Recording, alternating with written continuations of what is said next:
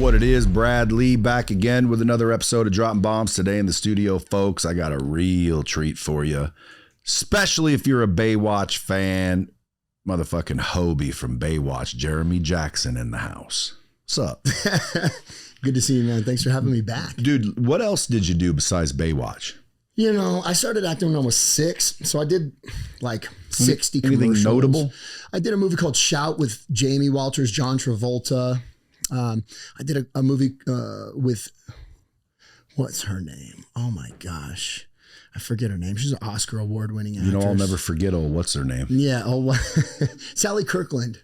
Sally Kirkland, she was an amazing actress. And gosh, I did like Celebrity Rehab, Celebrity Big Brother. I did some other stuff people have heard about. Man, I recorded 2 top 10 hit singles. I broke into the World Music Hall of Fame when I was 12. I broke a record. So I did some cool stuff, that's for sure. Do you have a band now or no? No, but I'm practicing my skin flute regularly. I hope you're not practicing it. Hey, by the way, if you guys want to follow him at Jeremy Jackson Fitness on Instagram, you can also go to The Balanced Man. Life.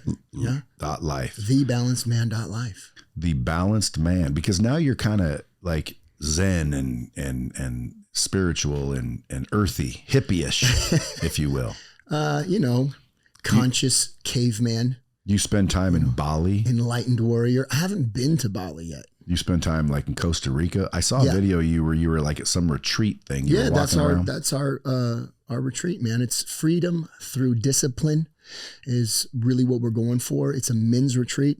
We do all kinds of cool stuff. We'll go shoot arrows, bow and arrows, intuitive archery. We go down rapids. We hike to waterfalls. Where's that at? It's in Costa Rica. Oh, okay. Yeah, we teach men how to win the day. You know, how to have a morning practice. We circle up, we meditate, we dig into fears.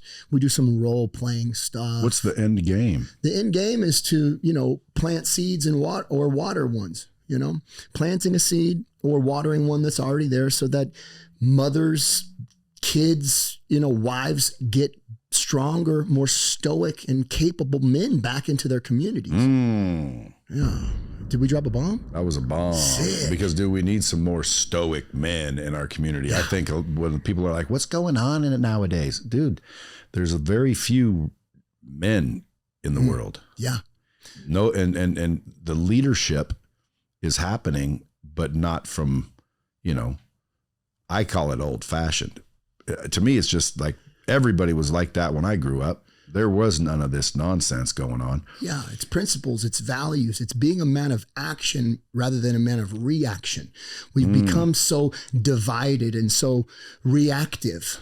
Oh, I can't believe you said that. Now I have to say this. Oh, I can't believe you feel like this. Now I have to feel like this, and it's your fault. There's so much finger pointing and blaming going on. But, the Navy SEALs teach something. They embed this in people. It's called the OODA loop. I don't know if you've heard of it.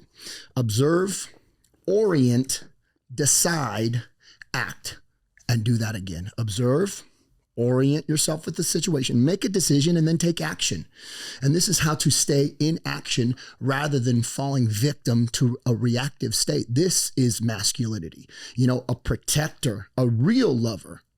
How come all like real men have beards now? I don't know, man. There's something biblical about it. There's something, Well, there's definitely something warrior about it. Do you know that like they tested punching a guy in the mouth really hard without a beard versus with a beard? I did not hear about this. Yeah, like 97% of the time without a beard, the jaw would break. Interesting. But only like 56% of the time it would break with a beard. So a beard actually is, it takes impact. And this is like facial pubes, man. This stuff is thick. It's coarse. So I got a good protective cushion. Are you ever getting rid of it? Have I ever? Or will I ever? Would you ever? Maybe if I need like a nice laser resurfacing or something later and they need to. You want them kept. I love it. This is more me than I've ever been. I'm literally just meeting my true self. Why does everybody that I talk to say that you're like one of the best people on the planet? Like, why? I was waiting for the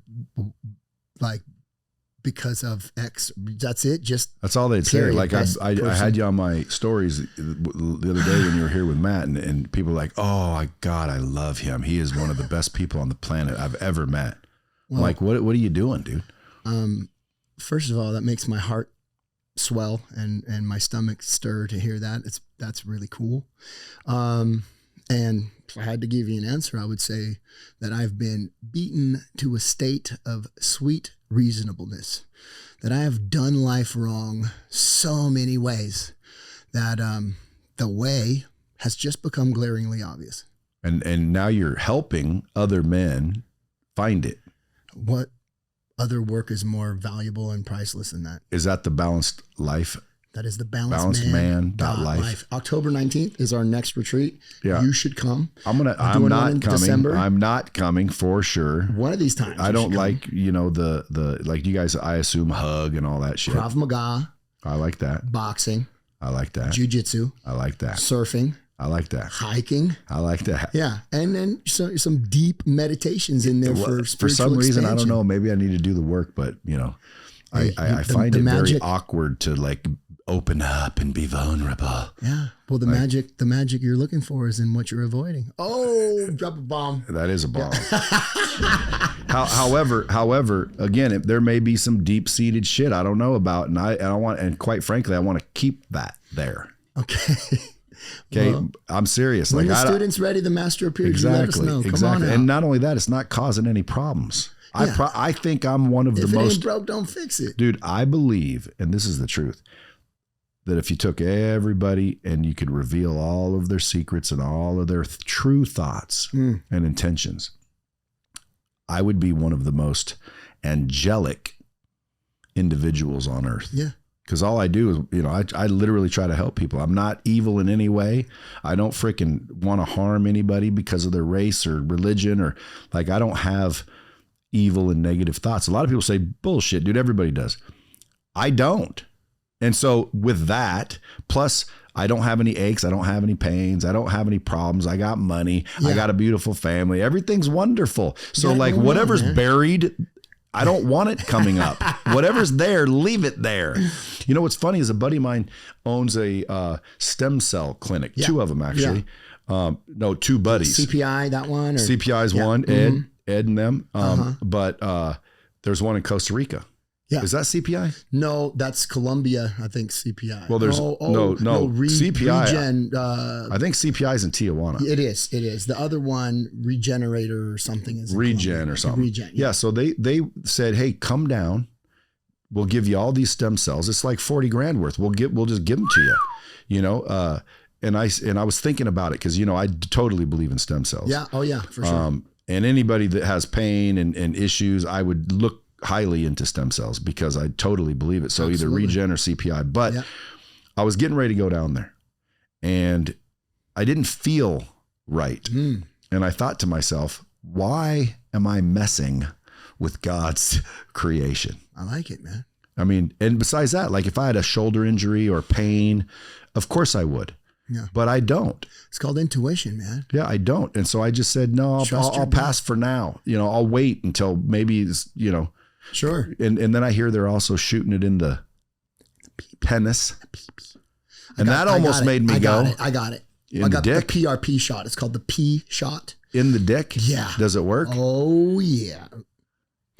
It's dude, you're gonna make me go down there. So they did this shockwave therapy where it's kind of I've heard of that. Yeah, the lady holds it and does all just that. The lady holding it makes it worth it. It's weird. No, they numb it up. Does and she they got hold, a rubber band around it. It's weird. Yeah, it's weird. It's numb. So the shockwave therapy creates something called angiogenesis. Angiogenesis is the building of new blood vessels. So you're repairing and building new vascularity systems in there. And it also zaps out potential scar tissue. Or, injuries. I'm sure you've had a couple of ouchie moments. I've had a couple. Yeah. Anyway, then they do the P shot, which is your own platelets, plasma, platelet-rich plasma, PRP. And for about 6 months, you wake up in the morning and you go to pee. And I'm like, whose is that?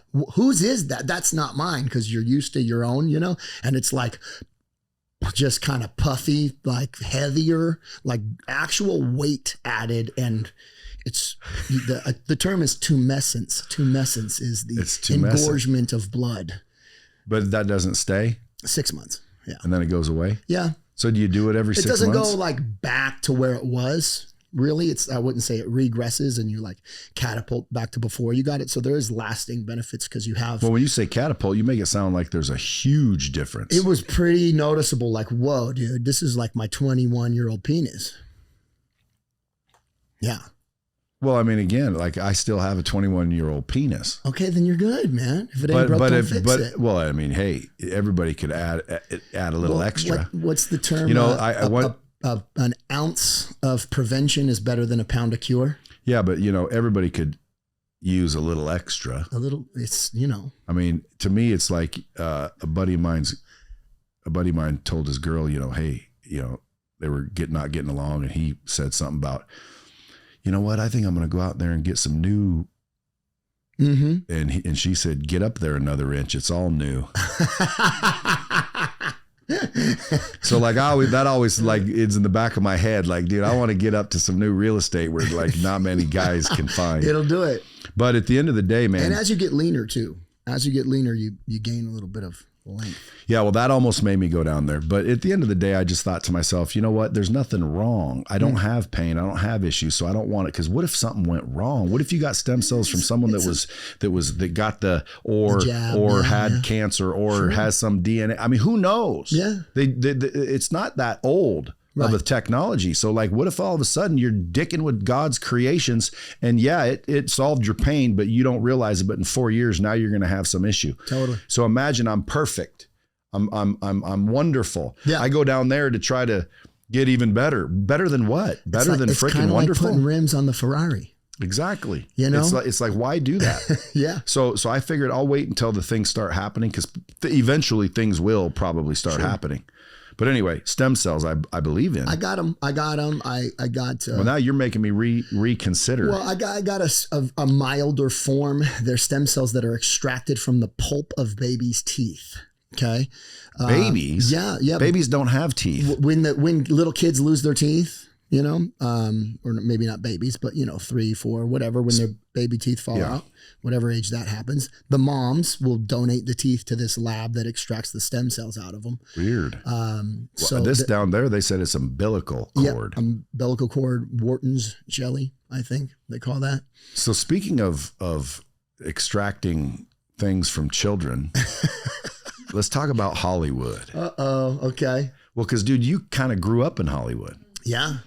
11 years old, when did you get that part? So I got Baywatch when I was, 10. Did you get cursed with the Baywatch curse, meaning, and everybody does it like the Brady Bunch, so once you're Hobie forever and no one will cast you anymore because you're Hobie? Definitely happened, yeah. Did that piss you off? Yeah, probably a part of what sent me kind of into the party life, drug-fueled bad boy kind of thing. Re-image myself, rebrand myself, find my autonomy, break the rules. I'm not this cute surfer beach boy. I want to be a man. You know, that's probably part of it. So is there any truth to the underbelly of Hollywood? So, you know, casting couches, you know, those are true. I think I was divinely protected. You know, my mom's a believer. I have a single mom that loved me more than anything in the world. And I was invited once to shoot with this photographer and all the stage moms. We lived in Orange County. We weren't really Hollywood folks. I didn't have parents or family members that were in entertainment, you know, just my little mom. And we drive up from the beach and do the Hollywood thing and go home. But I was invited to shoot with this photographer. I think I was out there with like Soleil Moon Frye, who was like Punky Brewster, and Andrew Keegan, who was like, I've been in a bunch of movies and TV shows, and a lot of kid actors. Thomas Ian Nicholas was a good friend of mine. A lot of these famous kids, because I saw him all the time. And we were at this event, and the mom said, "You have to shoot with him. You have to. You got the invite. You have to shoot with him. Oh my gosh, you have no idea what will happen for his career if you shoot with him. You have to do whatever he wants, do whatever he says. This is the gatekeeper guy." my mom got a weird feeling and she said no, and we didn't do it. There's a picture of me on the internet that if you look, you can find. I got little red swim trunks on. I'm in a pool and I'm holding up a big beach ball in a pool, and he took that picture, and that's when he decided he wanted to see more of me. We didn't do it. Some years later, he was arrested as one of the biggest child pornography guys in a large Hollywood ring. So narrowly escaped that. And, Baywatch was syndication. My music was independent. We kind of just did it, and I went really big with it. Baywatch was, of course, really big, but I never had the machine behind me. I was never pulled into that machine where people wanted to monetize off me. Why? I don't know. Is it odd or is it God? Is it odd or is it God? Yeah, but I never was part Whose is that? I want that. It's something that we say commonly in the world of recovery. That's a good one. So recovery, let's talk about that. Yeah. Well, first I want to go back to the Hollywood thing. Yeah. Because you can call it conspiracy, you can call it whatever, but they say, that there's something called, I don't even know if I want to say it. Adrenochrome. Yeah. You might have just got us suppressed and on some list. But yeah, like that. And it's like, well, they get it from terrified children and this and that. And it's like, dude, and it keeps you young and any truth that rumors, I know you're probably not for sure, but is there any truth to these things?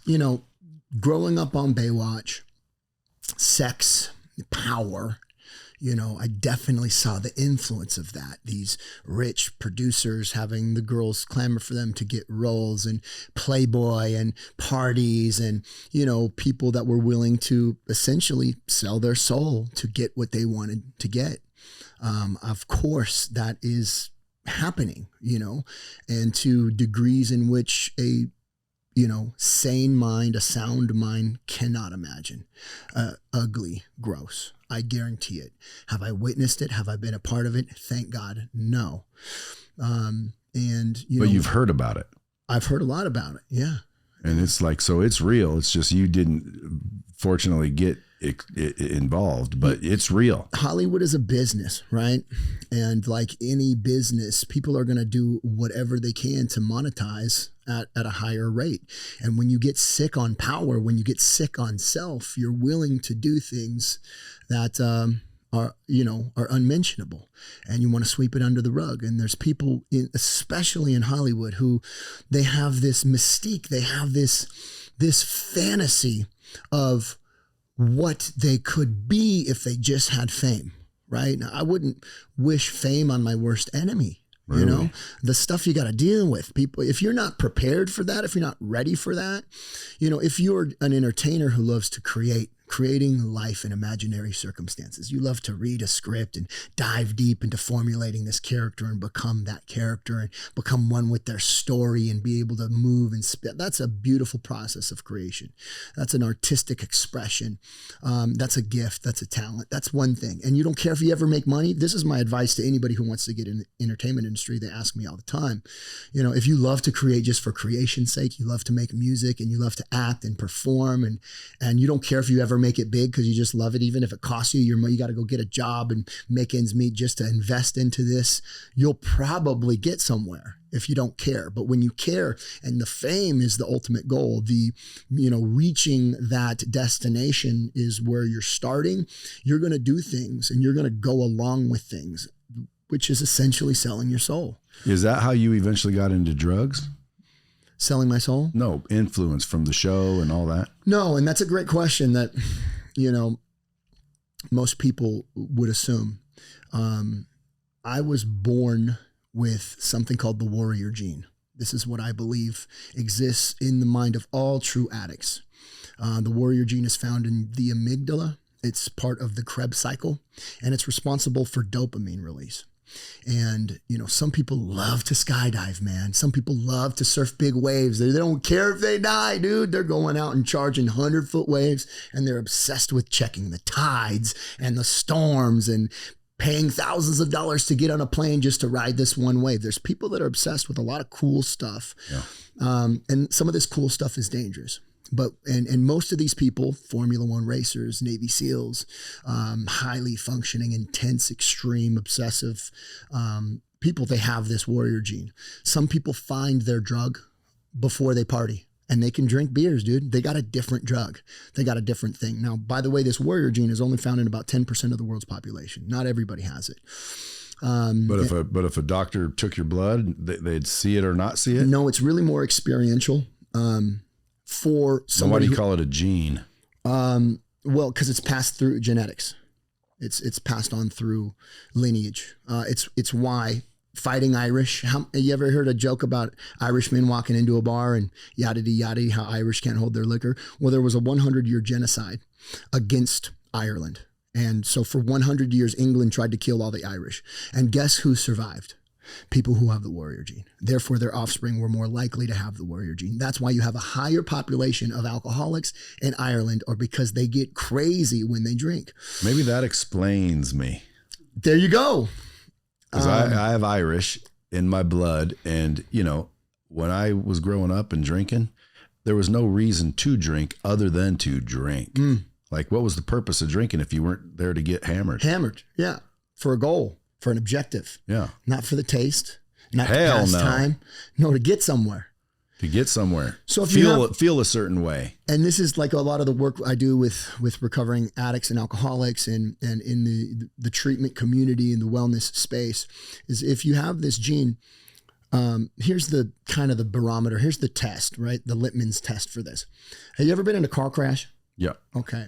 You ever had to run into like a burning building or a dangerous situation to help somebody or save somebody? Not that I can remember. Okay, but car crash. You ever had a pretty gnarly bar fight breakout or something like that?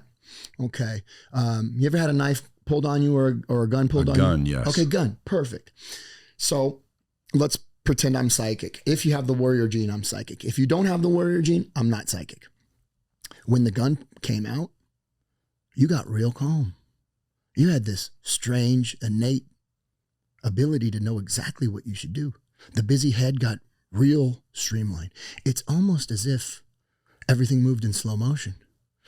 Well, in the car crash, that is exactly what happened. You saw the pieces of glass flying. Dude, listen, we're driving down the freeway going from, I think, Seattle to Eugene or Portland or somewhere. It was raining out, but tires were bald. Dude speeding. I keep saying, bro, slow down, man. You're going to hydroplane. Sure enough, we start hydroplaning and everything became slow motion.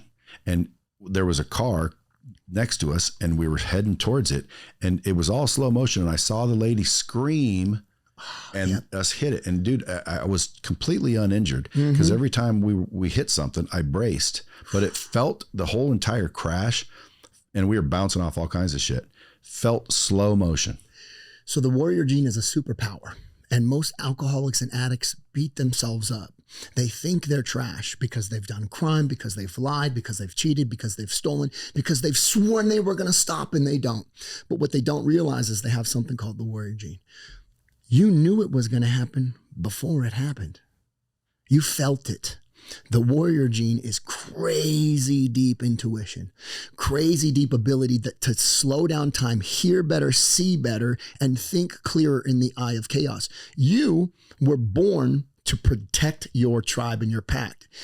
10% of the world's population has this because let's just pretend you live out in the middle of nowhere, right? And you're one of the 10% of 1,000 of your people. This is a procreation protective mechanism built into human civilization because you will run at the bear instead of away. Most people won't. You will run into the burning building instead of screaming outside crying. You will go 30 miles to get water when there is none. You think better, clearer, and sharper in the eye of chaos. In calamity, you become your best self because if you have the warrior gene, you are your most optimal self when you are closest to death. Yeah. It's a dopamine thing. And we got to take charge of this dopamine. The antidote to dopamine is serotonin. Serotonin is released when you're with somebody that you know is part of your tribe. When you see eye to eye, it's what happens when a mother holds its baby. The pupils sync and the heartbeats sync. You come into conscious connection. It's called entrainment. So you're a warrior. I'm a warrior. We got the thing because we related on that level. Now, you don't have to look behind you, and I know I don't have to look behind me. It's why we've been circling up for millions of years to come into powwows and come into, forging a game plan, Knights of the Round Table stuff. It's like, hey, we're the ones who are willing to die and ready to die to protect our tribe, the human race. It's a powerful thing, man. Yeah. Most people don't have that. Well, when the gun was pulled on me, I don't know that I was heroic or calm. It was a double-barreled shotgun, and this guy was a freaking roid rage freak, and he drove out in the middle of nowhere for some reason. This was in LA, by the way. Wow. Drove out in the middle of nowhere for some reason, and then he said, "Get out." And I said, "What?" He goes, "Get out." And I said, "What?" And he goes, "Get out." And he was huge. Yeah. I wasn't that big. So I got out, and then he got out, and he had a double-barrel shotgun. And he started freaking pointing it at me. And he goes, "Start walking." Yeah. And I said, "What are you doing?" He said, "Start fucking walking." And so I started walking. There was nothing. I wasn't calm and serene and attack him. I freaking started walking, and thank God he didn't shoot me. So it's not really about being heroic. It's about having an innate, strange sense of what you need to do. Attacking him, you would have got shot. You knew in that time going along with it was the best way to go. Yeah. That's how the warrior gene works. Somebody that doesn't have that might have fallen on the ground and started crying and pissed him off. You become reactive, right? Instead of taking action. Wait, what's the, I could attack him, but he's bigger than me. It's all that data ran through your head real fast. Well, the car's not running. I can't jump in the car.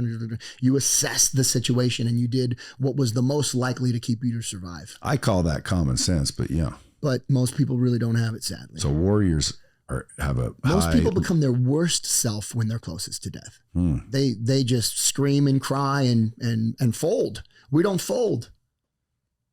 Well, thank God I haven't been in too many situations to test my warrior gene. I prefer it that way. Yeah, yeah. So here you are, 11 years old. You get this part. Then you were on the show for 11 years. Yeah. So when you were done, you were like an adult, young adult. Right. So when did you start like doing the drugs? After the show or before? No, man. You know what? When I was in diapers, I was mixing household chemicals. So, from a very young age, I felt fingernails on a chalkboard inside of me. Screeching, don't like this a lot. Where am I? How am I? Why are other people laughing and crying? Just, I didn't like life, man. I was busy, always getting into trouble, always just obsessed. So my mom said, hey, don't touch this and don't touch that. And this is dangerous and that's dangerous. So I stuck stuff in every electric socket in my house. I lit everything on fire. I mixed every chemical under the sink together. I was exploring. I was wildly curious for the secret to life. People are keeping it from me. They don't want me to have fun. See, I was comparing my insides to the outside world. And I thought that something in the outside world could change me on the inside. So, stuffing towels under doors at 3 years old, mixing, bleach, hydrogen peroxide, ammonia, and rubbing alcohol to see what was the big secret kept from me? Why am I not supposed to touch these? Why are they dangerous? What is danger? I think I want danger. Dipping cigarettes in fingernail polish remover and trying to, smoke them. Mom said, don't touch the fingernail polish, right? And you're not supposed to smoke. So I smoked and I was like, about 7 years old, I'm smoking a cigarette. This is gross. I feel a little nauseous, Maybe this isn't it. Maybe that other thing she told me not to touch. And then I got to combine them somehow. There's a combination. There's a chemistry freaking, formula out there that I need to find. Nobody told me about drugs. Nobody showed me drugs. I didn't have a bad influence dad. My dad was in and out of prison most of his life, in prison more than out. He did 15 years in Corcoran State Penitentiary. He was killed in a government cover-up because he was witness to the gladiator days, the fights that were being put on and bet on by correctional officers. And he was at the top of the food chain. So they wanted him to testify in front of the grand jury in Washington, D.C. Him and 2 other people who were subpoenaed to testify were mysteriously murdered 2 weeks before the trial. So I never knew him. She kept him away from me. So it wasn't his fault. You know, my mom was raised real strict Christian. You know, she didn't know about a lot of naughty stuff or a lot of bad stuff. She wasn't doing that. But I was on a quest to figure it out. And, you know, so I got electrocuted a lot of times, and I made a lot of mustard gas in the bathroom. So, you know, then you drink a little booze and you're like, oh, this changes the interior experience. I feel different. So it was about drinking all the time, you know, and then it was weed. At what age? Probably started smoking weed at 12. So you're now Hobie on Baywatch, and you're smoking weed. Did anyone on Baywatch know that you're just smoked weed? I kept it a secret. So no one on the set got you into it? No, definitely not. Because when you make shows like Baywatch, aren't you constantly on set? Oh yeah, managers, agents, publicists. If I wasn't on set, I was in Europe touring with music. My first album, my first single came out when I was 12. It was the Dutch soccer team's national anthem, Ajax. You know, I'm doing all kinds of hanging out with Brand at the Virgin, you know, store openings, doing really cool stuff. I'm busy. Is that where you got the weed? No. I stole the weed out of one of my neighbor's ashtrays. I could smell something, and she seemed to be pretty chill. I observed her being pretty chill, and then I smelled that smell, and I was like, maybe that smell is something to do with her chillness. I need that chillness. So I rifled through her car and found these little roaches in her ashtray. I had no idea. This is all just totally exploratory. This is totally just I something's out there. I don't know what it is, but I'm going to find it. And so I'm smoking her roaches, and wow, that's cool. You know, so then I snuck into her house when she was at work and climbed under her bed. 12 years old, she's got a box in there, you know, and in the box is the weed. So I just steal a little bit of weed from this poor lady every day and smoke it. So yeah, everybody's probably assuming that it's all, you know, Hollywood Baywatch, did it to me. Got you into drugs, evil. Dude, I was born with this thing. I would, if I swear to God, if I was not on Baywatch, had I not made millions of dollars, had managers, publicists, agents, security guards, wardrobe stylists, hairstylists, facialists. If I didn't have all this, I would be dead in a gang in prison for the rest of my life. Well, that's the course I was on. How much money were you making? I got pretty screwed. You know, it's syndication. So I was making $3,500 a week at 10, you know. That's pretty good. It's pretty good in the 90s, you know, but it's not, you know, Friends money. They were making $1 million an episode because that's network. But they were adults too. And they were adults. That's different. But Baywatch pretty much paid everybody $3,500. I mean, except for David, but I think Pamela Anderson started off there too. But eventually, because it became popular. Eventually, yeah, I'm making $25,000 a week. That's not bad. Yeah, well, 11 years into doing that, and then was your mom spending it or saving it? So, you know, we were pretty hand to mouth. You know, I grew up on low income housing, and you know, not after that, right? Not after that. So that kind of changed. So, but did mom invest any and like think, oh, this is my son's money, or did she say like, hey, we're rich? No, my mom was super cool. You know, we stayed small, but it was hand to mouth. So we get it, we spend it, we get it, we spend it.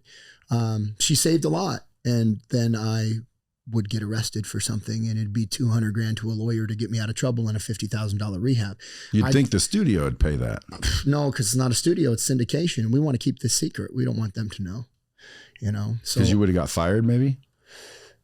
Yeah, maybe, or insurance. You know, insurance nightmare. You know, is he employable? You got to report it maybe to insurance if I go to a rehab. And I started going to rehabs when I was like 14, and then again at 50. I would work all summer, get off in the winter, and have to go back to rehab. Would you get recognized everywhere you went? Everywhere. Oh, what would everybody do? Can we take a picture?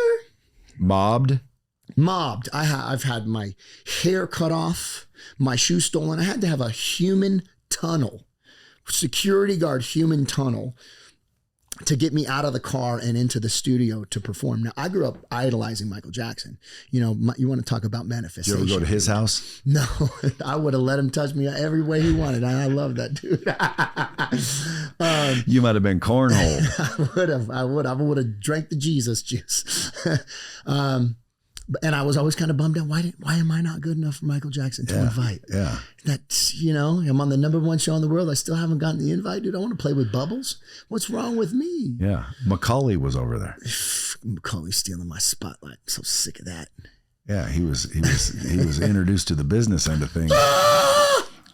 So I'm trying to visualize, this arc. And I was assuming the show got you all pulled into the Hollywood drugs and, a producer gave you some coke because, they kiss actors' asses. Sure. There was none of that. None of that. So you were getting in the mischief all by yourself, but unbeknownst to them. Unbeknownst to them, doing it worse, probably doing it worse than anybody else. I mean, but I was probably partying as hard as Tommy Lee. Yeah, but you were also a kid though. So don't you think, because if I see a little 12-year-old kid, especially let's say I'm David fucking Hasselhoff, who at that time was like major. Yeah. Here's my kid, plays my son on set. If I'm doing a line in a trailer, I'm not showing you. No. But I'd show maybe Pam. Matter of fact, I might introduce, have Pam come on in with me. Or the extra that you bring into your trailer for a little hangout. Yeah, for sure. Yeah. So I was, none of that. You didn't see any of it, but I would have hid it from you because you're a kid. Right. I would assume, it's a little innocent kid, but in reality, you weren't innocent at all. No. I was trying. I'd be trying to go to parties with them, and you can't. You're a kid. But there were a lot of parties. Yeah, they would go out and dance and have after parties and stuff on the like set. that. Would there be crowds of people wanting to touch all of you? Every day, caution tape line. How does that affect you as a kid? Cops hired to hang out there. How does it affect me? It becomes your norm. But did you ever let it go to your head and big time? Well, I dreamt of this day. I have 135 stitches in my forehead because when I was 1 year old, I was practicing my Michael Jackson moves. I would barricade myself in my room for 6 hours straight and create my own radio interviews with a karaoke machine. Pause, record, play. Not at 1. Dude, I could speak at 1 year old. No shit. Yeah. I was like an anomaly. Yeah. It's the warrior gene. I had a sense of humor at 1 year old. I would tell people that I was 3 and my name was Butch. Did you like at 1? Did you like Michael because your names are the same? No, I liked Michael because of the power that he had, that he could make seas of people faint in his presence. And because I was powerless, maybe because I was fatherless, maybe because I had this internal searing pain of feeling like I don't fit in, but I saw him do what he did. And I thought if I could achieve that, I would feel whole. I would become part of the world finally. Because what's more part of the world than having everybody bow at your feet? Yeah. Kind of scary. Yeah, that's real scary. So, but you were getting all this attention as a kid. Yeah. How did it fuck your head up? Man, in ways that, it's taken me years and years to unravel. Does it still happen? Yeah, absolutely.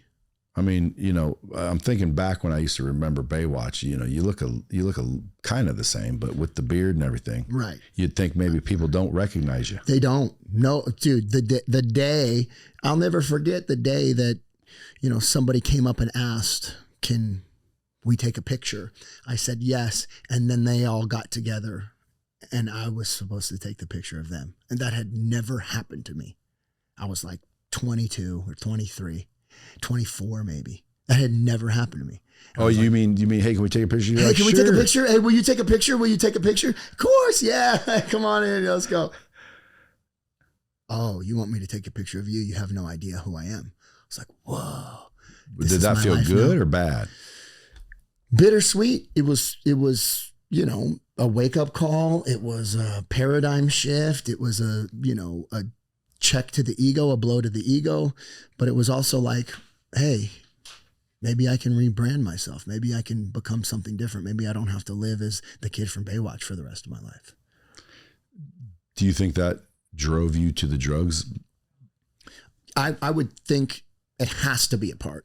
I have this mother who's a mother, full of love and full of fear and full of protection and full of worrying about the worst case scenarios, and then I have all these adoring fans who want to just keep me as what they think I am, as a kid, a always tan, always cute kid. And I want to become something different. I want that rite of passage. I want to go out into the jungle, man. And I want to come back with the tiger and be treated as a man. We don't get that in this day and age. Right. Yeah. Do you have kids or no? No. How would you do that if you had a kid? If I had a kid, I wouldn't raise him here. I would definitely get off grid for my kid.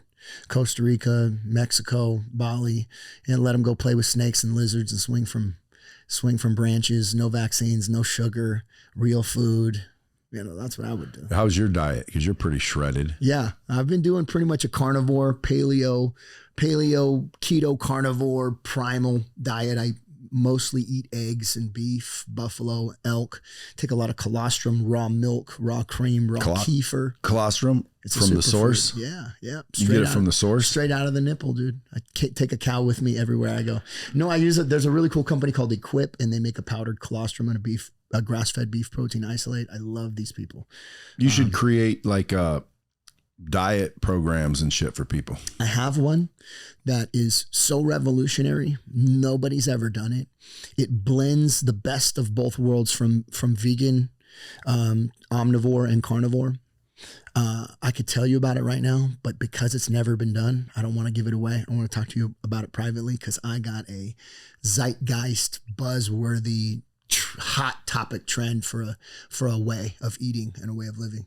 Why don't you create a book and patent it and protect it? You say jump and I'll say how high. Is it contributing to the shape that you're in?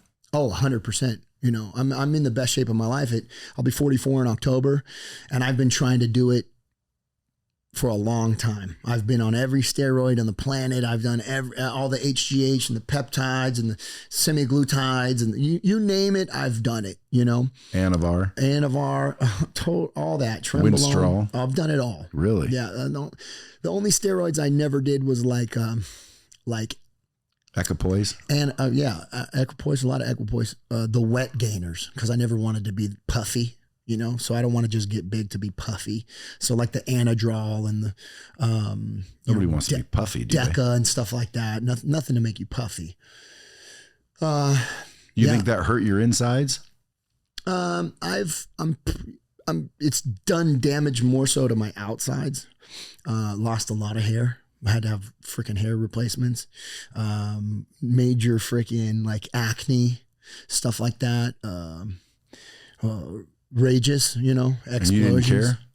Not at the time. I got on the cover of being on the cover of bodybuilding magazines and winning jiu-jitsu tournaments was like my main focus for a good amount of years. I was talking to someone the other day, a blue belt in jiu-jitsu versus a guy that's badass, been in a lot of street fights, grew up tough, been in a lot of fights. Who wins? Probably the blue belt, unless the guy gets a lucky punch, Because that's what someone told me, because I was thinking about starting to do some jiu-jitsu, and they said, dude, listen, you feel different when you're, and I said, well, yeah, but I'm not going to go compete or anything. I'm just going to go roll and learn the moves and learn how to get out of moves. And he said, dude, a blue belt, which isn't very, that's not very high up. Yeah. He said if a blue belt fought a regular person with no experience in jiu-jitsu, he said that blue belt would demolish. And when you walk in there knowing that you can pretty much demolish anyone else in the room, just gives you this boost. Yeah. I've been in the jiu-jitsu community for 10 years. What belt are you? I'm a purple, however, sandbagging a little bit. I've been traveling around to a lot of different gyms and stuff. So if I was with somebody consistently, I'd be a brown belt, but I haven't. I've missed all the ceremonies and the up levels and stuff like that. So would you recommend every man get into some jiu-jitsu or martial arts? Martial arts. Yeah. You got different personality types. You got different body types. What do you think's the best just for not wanting to roll? Yeah. If you want to be, a dangerous guy to protect your family or to kind of know what's going on, probably Krav Maga. See, I talk to people and they say, no, that's bullshit. I'm like, doesn't look like bullshit. It's not bullshit. And it teaches you a lot of the awareness, how to observe, orient, and take action. You'll learn how to disarm weapons and knives. A lot of it is preventative. Like, for example, in Krav, they'll teach you, hey, somebody comes up to you, and they got a gun in your face. The first thing you want to do is, it's called shrinking.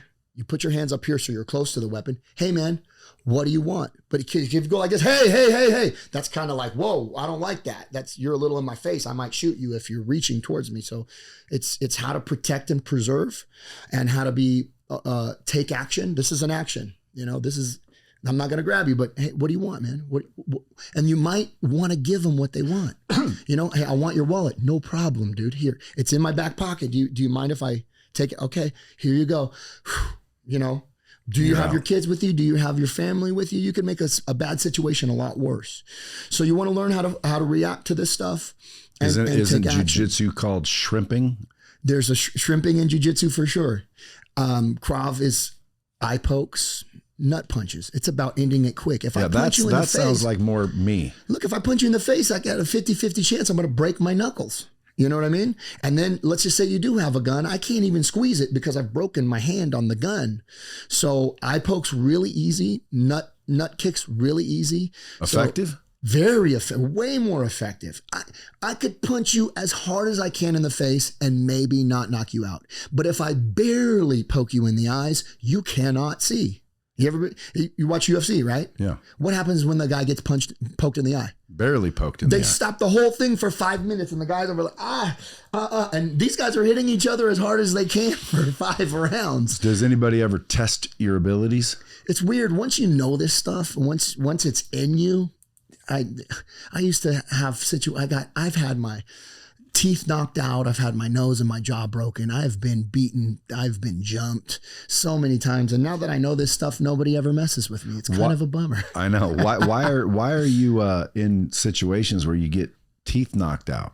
Well, you're a teenager. You're going to clubs and bars, and you're going to parties. You get invited to somebody's party, and there's drunk jocks there or whatever. And it's like, oh, that Hobie chick's here. And all the girls in the party are talking about him. I hate him. And look at him with his cool clothes and his Versace, Gucci, whatever. I want to beat him up. Were you Versace and Gucci'd out? Pretty much. Wearing all the brands? Yeah. To look cool. That's what you do when you want to be cool. Yeah. Hey, I got Louis sneakers on. I saw them. Do you see, you saw them? Yeah. Hey, but do you wear any of that now?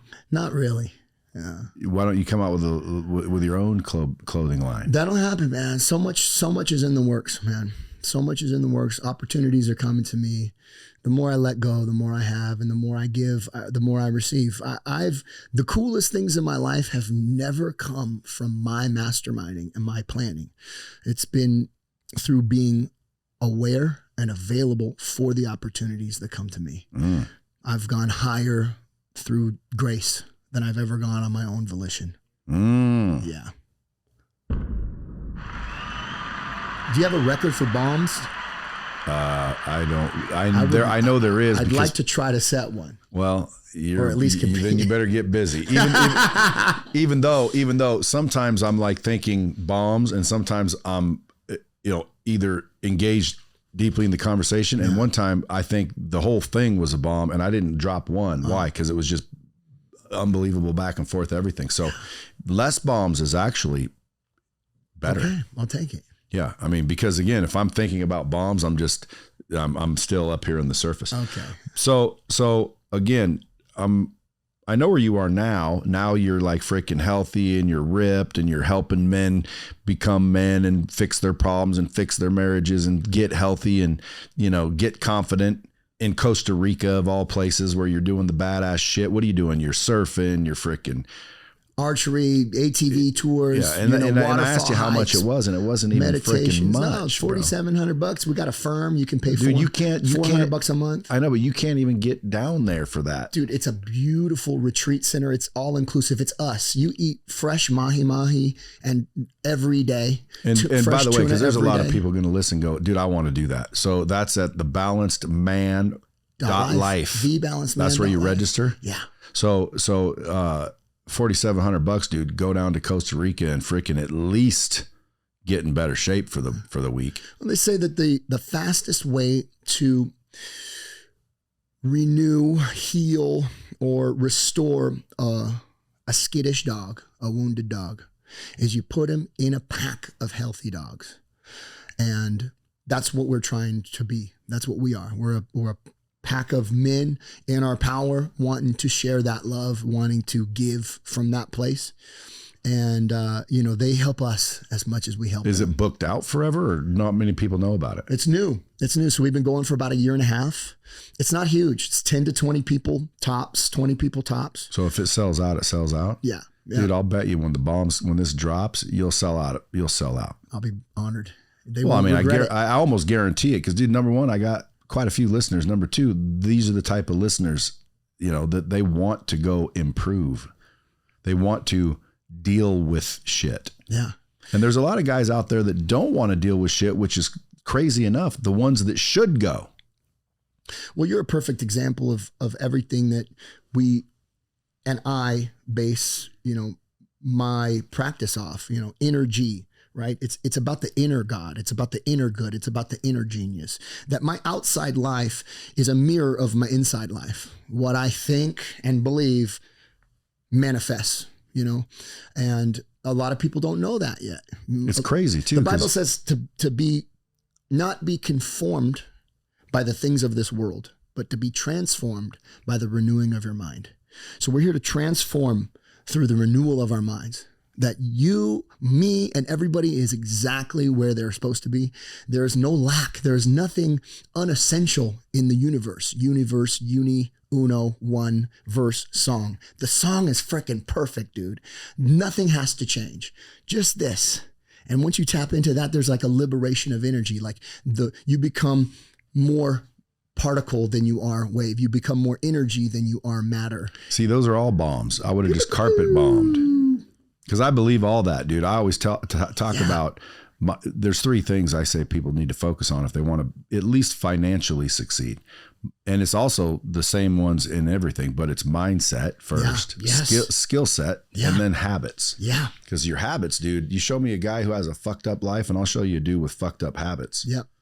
The decisions you make determine the road you take. What was your morning routine today? What does that look like? I wake up, first thing I do, and people, I think skip this one a lot, and I always preach it because I think it's the key. And the second my eyes open, I've trained me to remember discipline. No. How that's lucky discipline I am. Right there. That is discipline. Well, that is. To do that, yeah. But I mean, I kind of trained my mind to recognize and appreciate the simplicity of realizing I get another day. And that gift is more valuable than anything I could even want during the day. Like I wouldn't trade that for anything. Thank you. So I wake up. I run over there and drop the bomb? I'll give myself one. Because gratitude is really what it is. It's gratitude. I wake up and the first thing I do is get extreme gratitude. Like I am so excited that I even get another day. Well, why are you sick? No. And again, you heard me earlier, like, dude, there's nothing wrong with me. I think it's because I am grateful, and gratitude people miss.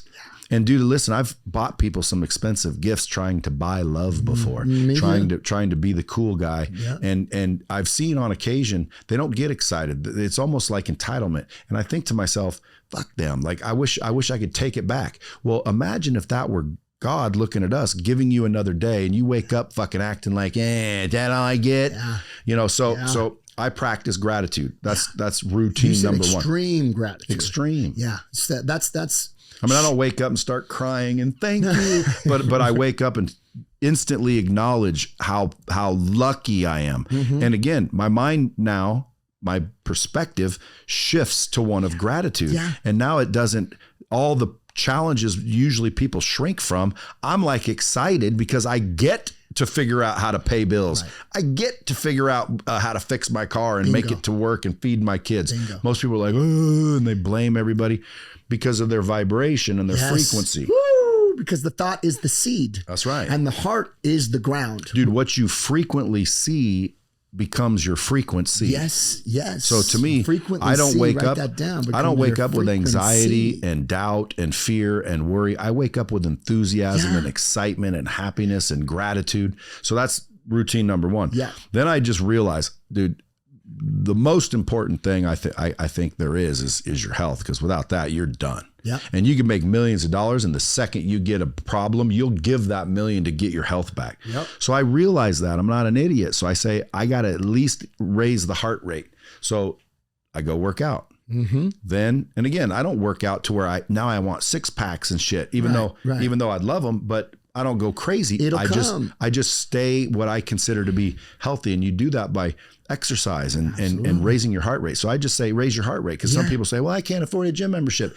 Well, then move your fat ass up and down. Like, just get your heart rate going. Yes. You can do that free. The butts, people are dying from the butt. That's what's killing people. But I can't afford a gym. But I'm too old. But I'm too young. But I didn't go to Organic college. food is expensive. Yeah. Well, if your food is not your medicine, you're going to eat medicine as your food. Yeah. You know? So I work out.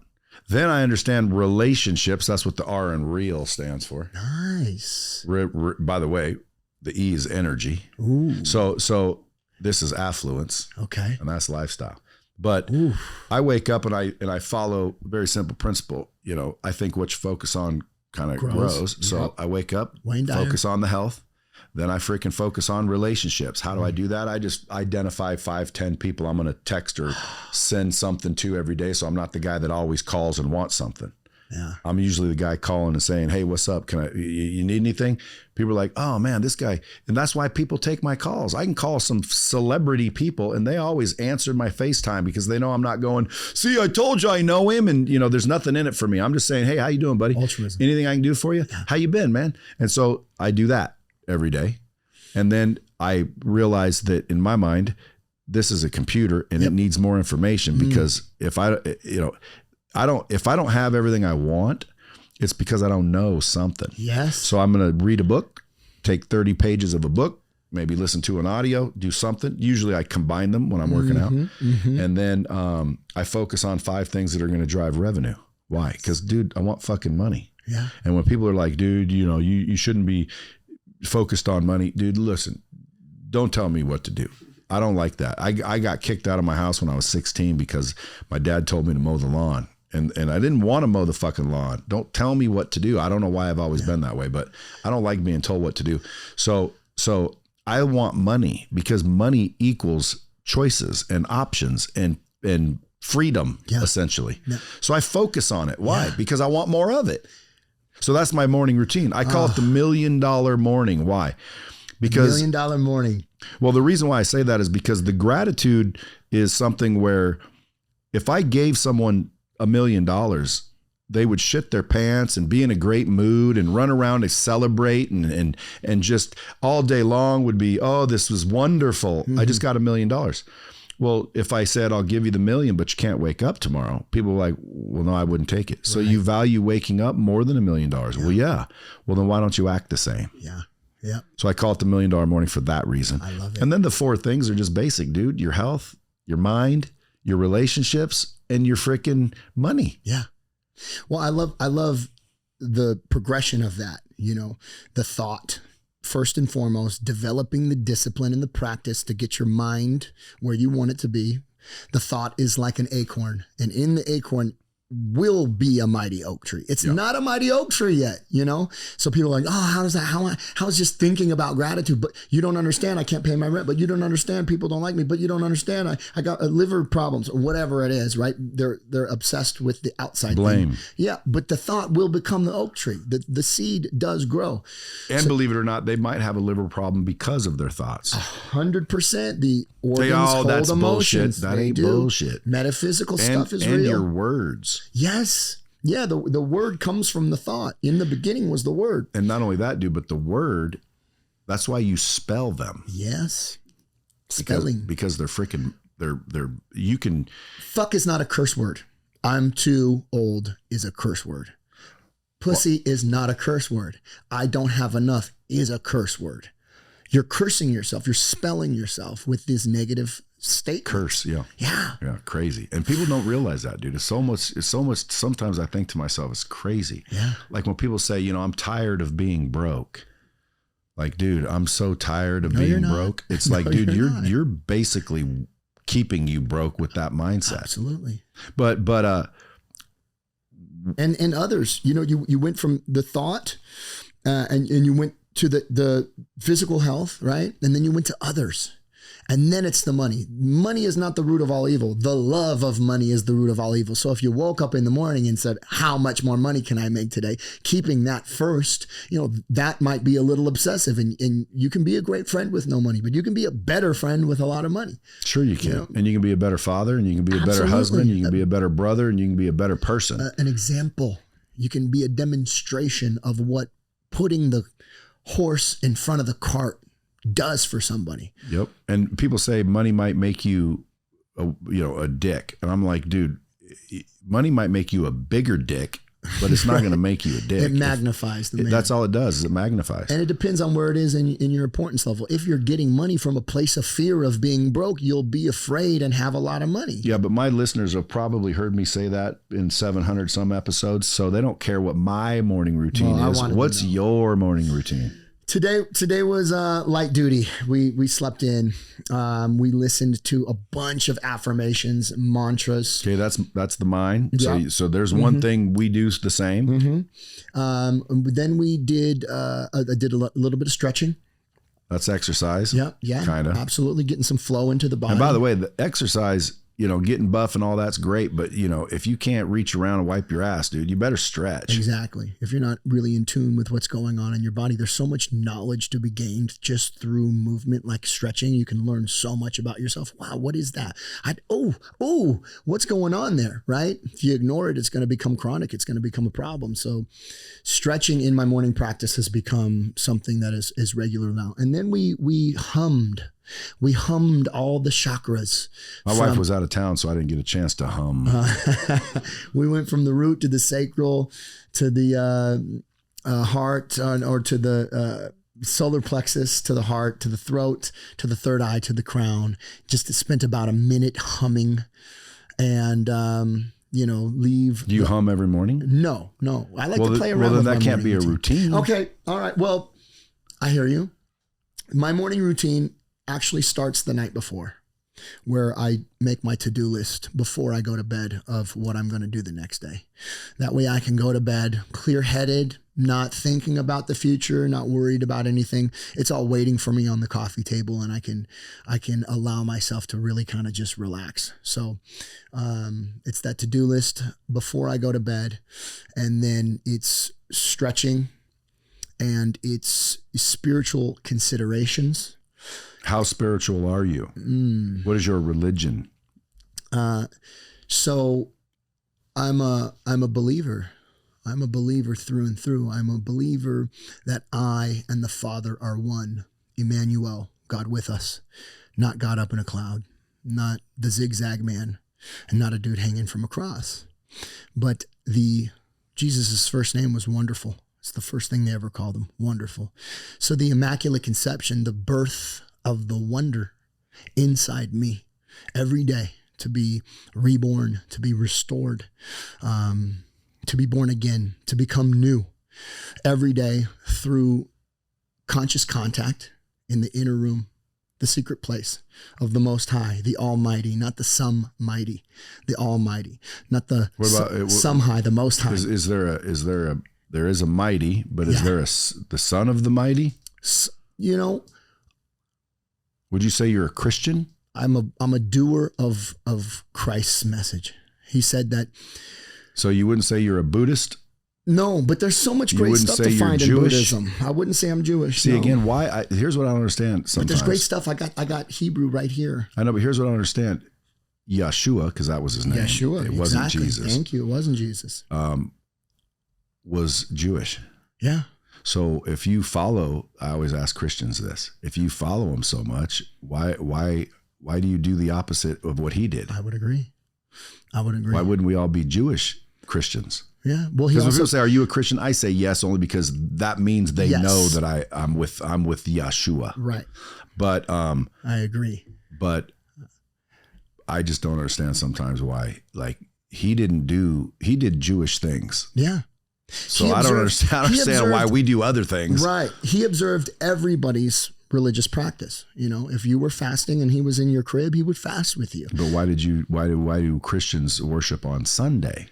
Right. Well, all our days are manipulated. All our months are manipulated. That's We're right. so lied to. But that to me is what I try to show people. And I don't try to teach people because I don't know for sure. I just see what I see and feel what I feel. And it's like, wait a minute. Be it. Well, not only that, but like Sunday, first of all, sun, it's the sun. It came from freaking people that worship the sun. Yeah, exactly. And so it's like, dude, you're worshiping on Sunday, which kind of means you're honoring the sun. Well, it doesn't. Saturn, which they say is like satanic, man. And why doesn't rituals of Saturn? I think it says, don't have any other gods before me. Right. Well, every name of the week is named after a god. Like Thursday was Thor's day. Yeah. And it's a mixture of all the religions because of the Council of Nicaea. Them, divide and conquer, man. Yeah, and don't give them a recipe that works. And then Scripture says that Satan will deceive us. Well, dude, that's pretty deceiving. Mm-hmm. I always tell people because they're like, "Oh, it doesn't matter his name." Well, dude, read some of the Scripture. It does. It basically seems like it matters. Yeah, it says, "Call upon my name." Well, what is it? Jesus. That wasn't it. And you can historically look it up. 100%. That wasn't it. No, that's like as soon as you leave here, I say, yeah, John Jackson came in here. Right. Well, your name isn't John. No. Well, that's what his friends called him. Yeah. Hold 2 seconds. Yeah, no problem. Hello. Hi, babe. Hi, babe. Doesn't sound like an emergency. Well, I just want to let you know I have to leave your truck outside, and we'll just have to have maybe Nick or somebody come park it in the garage. Honey, that's not an emergency. Okay, I just want to let you know. Okay, well, say hi to Jeremy Jackson from Baywatch because we're right in the middle of a podcast. Hi. Oh, sorry. Don't be. It's great to hear you. It's great to have you involved. I appreciate it. Okay, babe, remember, what is our rule? Our rule is text if it's not an emergency. Or I don't know. When do you call? Only when it's an emergency. Is this an emergency? I mean, your truck is your baby, so I just wanted to let you know. Okay, well, love you. See you soon. Bye. She says, well, your truck's your baby. She thinks that's a little bit of an emergency. We got to leave your truck outside. Cute. But dude, people like, I can't believe you'll answer a phone right during an episode. Dude, I'll answer that phone during anything. That's why we have that rule. Mm-hmm. Like that, my heart drops when I see her call. Like, don't call. I say, babe, don't call. Text. Call if it's an emergency. Yeah. So when I see that phone ring and it's her, my heart goes, I gotta answer. Anyway. It was also a beautiful representation of stoicism and OODA looping. Well, where were we though? Because we're talking about God, man. We were talking about worshiping false gods. Oh yeah. Putting no God before me. Yeah, no other gods before me. But then when you look at the commandments, one of the commandments is don't take the Lord's name in vain. Yeah. Now, if you look up the word vain, most people think it means like goddamn. Goddamn, that's not vain. Vain means to make meaningless or useless. Yes, or to pervert the truth, to use it for personal gain, to manipulate the word for your own gain. Vain means to make meaningless or useless. Yeah. Period. Yeah. To make meaningless or useless. So if that's the case, how much more meaningless can you make a name by deciding not to use it? Like nobody's using his name. Isn't that useless? That's deep. So I just try to get people to go seek. I'm not like saying, here's what I know. It's like, dude, you might as well start looking because the scripture even says, seek and ye shall find. Knock and... So I just say, if I were people, I would look. I would just look for yourself. Don't listen to me. Don't listen to other humans, men. Yeah. Like go look for yourself and see how you feel. Because I think deep down, yes, every man, woman, and child is born with the fundamental awareness of God. There is the divine spark in every person, and if it fans your flames, if you feel it stoke, you're on the right path. Yeah, run with it. And if you end up being wrong, it's probably because you're fucking Satan. Well, darkness is just a lack of knowledge, lack of information. Light is information, and there's blind people leading the blind, and only hurt people hurt people. So I don't really believe in demonic evil. There's just people who are hurt and blind. Well, there may be some demonic evil because if you believe in a creator, then you got to believe in the devil. Give him to me for an hour, Do you believe in the devil? I believe in lower thoughts. I believe in self. I believe in the limitation. So you don't and believe lack. that there's an evil I don't Lucifer? believe, there is no power. There's no power in evil, right? Repay not evil for evil. If I see it as evil, because I am a creator, I'm created in the image of the creator, and I have dominion over all things. The fowl of the air, thoughts. The beasts of the land, primal carnal desires, and the fish of the deep, which represent the unseen abundant sustenance hidden to the naked eye. A huge life, incredible, overflowing with life-giving, abundance. Can't see it in a boat on the surface of the level. Never second guess that it's there. There's orcas. There's crazy coral reefs. There's hidden treasure. Even though you can't see it in the surface of the water, it's there. So right here, right now, even if the times are tough, even if the economy or the, blah, blah, blah, spirit soup and people are doing evil things, that evil stuff they're doing really has no power, because I and the Father are one. And I'm given the ability not to create the world, but to create my own world. So that sounds like great knowledge and information. How long did it take you to become this versus the panty sniffing kid? I will still sniff panties. Just make sure that's on the record. I will still sniff panties. Don't put it past me. However, traditionally I ask permission. At 12 years old, you got to sneak. No one's going to let you sniff their panties if you ask. Well, is that what people are offended by, that you didn't ask? I have no idea. I think it's a lot of what I say or have done is taken out of context. People don't know the whole story. Dude, let's just leave it at that. You sniffed the actress's panties. Every dirty panties on Baywatch when I was 12, 13, 14. So, well, let's not say dirty. Let's just say used. I like used. Yeah. Dirty panties. Worn panties. But when I read that, he was sniffing panties and people are up in arms about it. I'm wondering, like, why? Why would you be up in arms that a little kid or a little boy kid is sniffing panties? Matter of fact, like, didn't everybody, or is it like being a felon? Like, everybody wants to, look down on a felon when we're all fucking felons. Right. You just didn't get caught, bitch. Right. So you sniff panties too, dude. The ones judging you for sniffing panties, they sniffed panties and jacked off and did all the same shit. I remember when we were kids, we'd freaking deny jacking off. Right. Why? Oh yeah, fuck yeah, I don't do that. It's like, shut up. Then you get to be an adult and you realize, oh yeah, you do. Yeah. That's why, like, I have 3 young daughters. I have 7 kids total, but 3 of them are still young. And like they're friends of ours have sons. And they're like, my daughter's 11 and their son's 13. And, it's okay to let them go play. Fuck you. Why? Well, because I was fucking 13, okay? And I was trying to see what was underneath those clothes. That's right. Well, not my son. Yeah, not my daughter. Yeah, right. Yeah. Dude, trust me. It's instinct. It's carnal. Yeah, yeah. So sniffing panties is the same shit. Curiosity's carnal, man. So why is everybody up in arms? It's not such a terrible thing, man. So why everybody's up in arms? I would rather, spend my time. Well, here you go. Carl Jung. He who looks outside himself dreams. He who looks inside himself awakens. So I would love if everybody had the awareness and the opportunity to realize that they've done things in a similar way or worse, and be connected and be more supportive and constructive. But really, that's none of my business. I don't want to rationalize with irrational. You know what I mean? You can't. I know my truth. I know what I did and why I did it, and God knows my heart, and that's really all that matters. Did you get caught doing it, or you just said it one day and now everybody's like, oh my God. Great question, because people are like, why would you admit to that? What is wrong with you? Well, after 30 years of having interviews and saying the same old thing, yeah, David Hasselhoff was like my dad. Yeah, Pamela Anderson was really cool. Yeah, working on the beach every day was great. It's like the same questions over and over and over again. Who was the interviewer that got you to think up? It was Matt Felker. He says, what's something you've really never told anybody? What's something that nobody knows?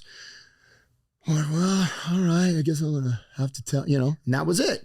I've never shared that in an interview. Guess what? my little horny pubescent butt was sneaking into trailers, looking at their Playboys and sniffing their swimwear. So who's smelled the best? No, just joking. But whose were they? Oh, Carmen's, Pamela's, Nicole Eggert's, Brandy Roderick's, Tracy Bingham's. They didn't know it when you were doing it. I like variety, it's the spice of life. Yeah, but they didn't know when you were doing it. Oh, they didn't know, no. But they do now. They do now. Did any of them call you or text you? They think it's great, actually. They think it's great. Has any of them called you or text you? And no. Are you friends with those guys still? Pretty tight with a lot of them. So like you could text them all if you needed to? Because yeah. usually a cast for that long or become family. Right. Yeah. Yeah. It's a dysfunctional family, to say the least. But Nicole Eggert and David Chokachi and Alexandra Paul are like, I'm really tight with them. Actually, when I was in trouble, in and out of rehab and jail, they came to visit me. Alexandra Paul sent me protein powder to my rehab every month. She put me on auto ship. Did any of those get into drugs and alcohol? Yeah, a lot of people struggled with that. I know David Chokachi's sober now for some time. I know that David Hasselhoff is sober now for some time. And that's the only people I know who are actively and openly sober. I saw a video the other day of Nicole Eggert. Yeah. Bald head. Yeah. A little bit hefty. Yeah. Oh, yeah. Why do you think at some point, she said, screw the staying fit thing? Yeah. So, she's had 2 kids. She's a businesswoman. She's always been just kind of her own person. She's always been a gangster. She's always been an entrepreneur. She's a girl from Huntington Beach, got on a big show, and she's just always been a little bit of a black sheep. I've always respected her for that.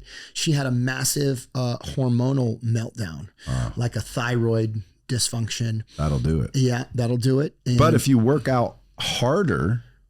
I trained her for some time. She's gotten back in shape a few times. Because when people tell me, well, I have a thyroid issue. Well, listen, I understand that is a factor, but that just means, unfortunately, you got to work harder than everybody with get on some thyroid meds, But I think the internal meltdown was a smaller piece to a bigger puzzle. So she, was diagnosed with breast cancer in the middle of our filming. We're 3 years into this thing, and all of a sudden she gets diagnosed with cancer. So that's recent then. Yeah, she's going through chemo. She actually will send some prayers out on the 17th of this month.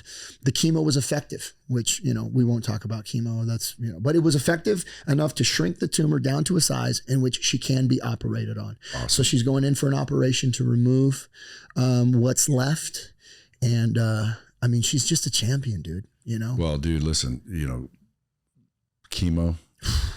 Like, dude, if I unfortunately got a diagnosis, that's not an option for me. No, you're going. Period. You're going to Germany. You're going to Mexico. You're doing some. You're flooding. I'm not doing naturally. that. Period. Yeah, like that is it. I am not doing it. So she has been eating apricot seeds every day on my suggestion, and taking some injectable B17. Vitamins and stuff. Yeah, Laetrile. Yeah. Yeah, dude, there's cures to cancer. They just don't want you to know that. Oh, yeah. Ozone, intravenous ozone. And you might think, by the way, if you got her eating apricot seeds, maybe that's what's doing it. And the fucking chemo's not doing it. Yeah, we'll never know. But if you look at the track record of chemo, it doesn't work. Right. But for the most part. The mind's a very powerful thing, too. Well, that's why I was going to say. She believed in the medical, so I wanted to support her. And you know what? Yes, you stay positive. Placebo is real. Good. Placebo is real, dude. Absolutely. And that's this healing you. Exactly. You just believe it was this. Where your mind as long goes, as you believed. Thoughts become things. Crazy, dude. Abracadabra. What's one book you'd tell everybody to go read? Oh, Emmett Fox. Emmett Fox, The Golden Key, and 23 other essays, or 22 other essays. It's real thin. They're essays. They're very short. If you're enticed by Emmett Fox and you like it, I would move on to Sermon on the Mount or Power Through Constructive Thinking. Yeah, that's where I'd go. Dude, I want you to text me those books. Yeah, you're going to dig it. Well, I don't have a pen, so I'm not going to write them down, but I want to read them. I'll tag you in my daily reading as I do every morning. Spiritual considerations. So my last question was about your ex. Yeah. Well, we got to talk about breathwork before we leave too. Okay, but I want to know about your ex because I didn't know this. I didn't even know you were married before. But somebody texted me who just called, Yeah. and said, "You got the Baywatch guy coming on?" I said, "Yeah." She said, "Ask him about his ex." I said, "What about it?" She said, "Well, apparently, like, she's just homeless on the beach, Right. or not homeless on the beach. That was my story. She was, she's like homeless and dumpster diving and like bad shape, and he's not doing anything." And I said, "Well, what is he supposed to do?" And she said, "Well, it was his ex-wife. You'd think she'd help him." And everybody's like, you know, talking shit on him because he's not doing anything. And I said, "Well, what the fuck can he do?" First of all.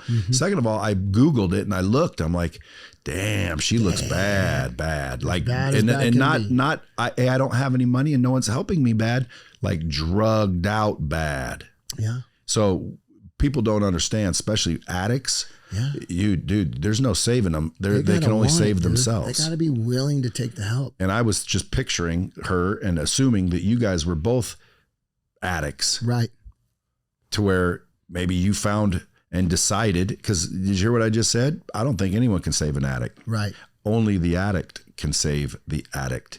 So if two people, especially who, you know, get high and do drugs together, one finds, you know, God or whatever purpose that gets them to go down the path of recovery, right, and one refuses to, well, naturally they're going to separate. Yeah. Because guess what? If she got you to go back that way, you're not separated. Right. The only way you separate is if one chooses recovery and one does not. Yeah. Now, both may choose recovery and then separate for other reasons, but the look of her tells me she's got massive drug problems. Yeah. Yeah. Well, is that it? Was that it? I mean, I'm not with her. I don't know. How long ago was that?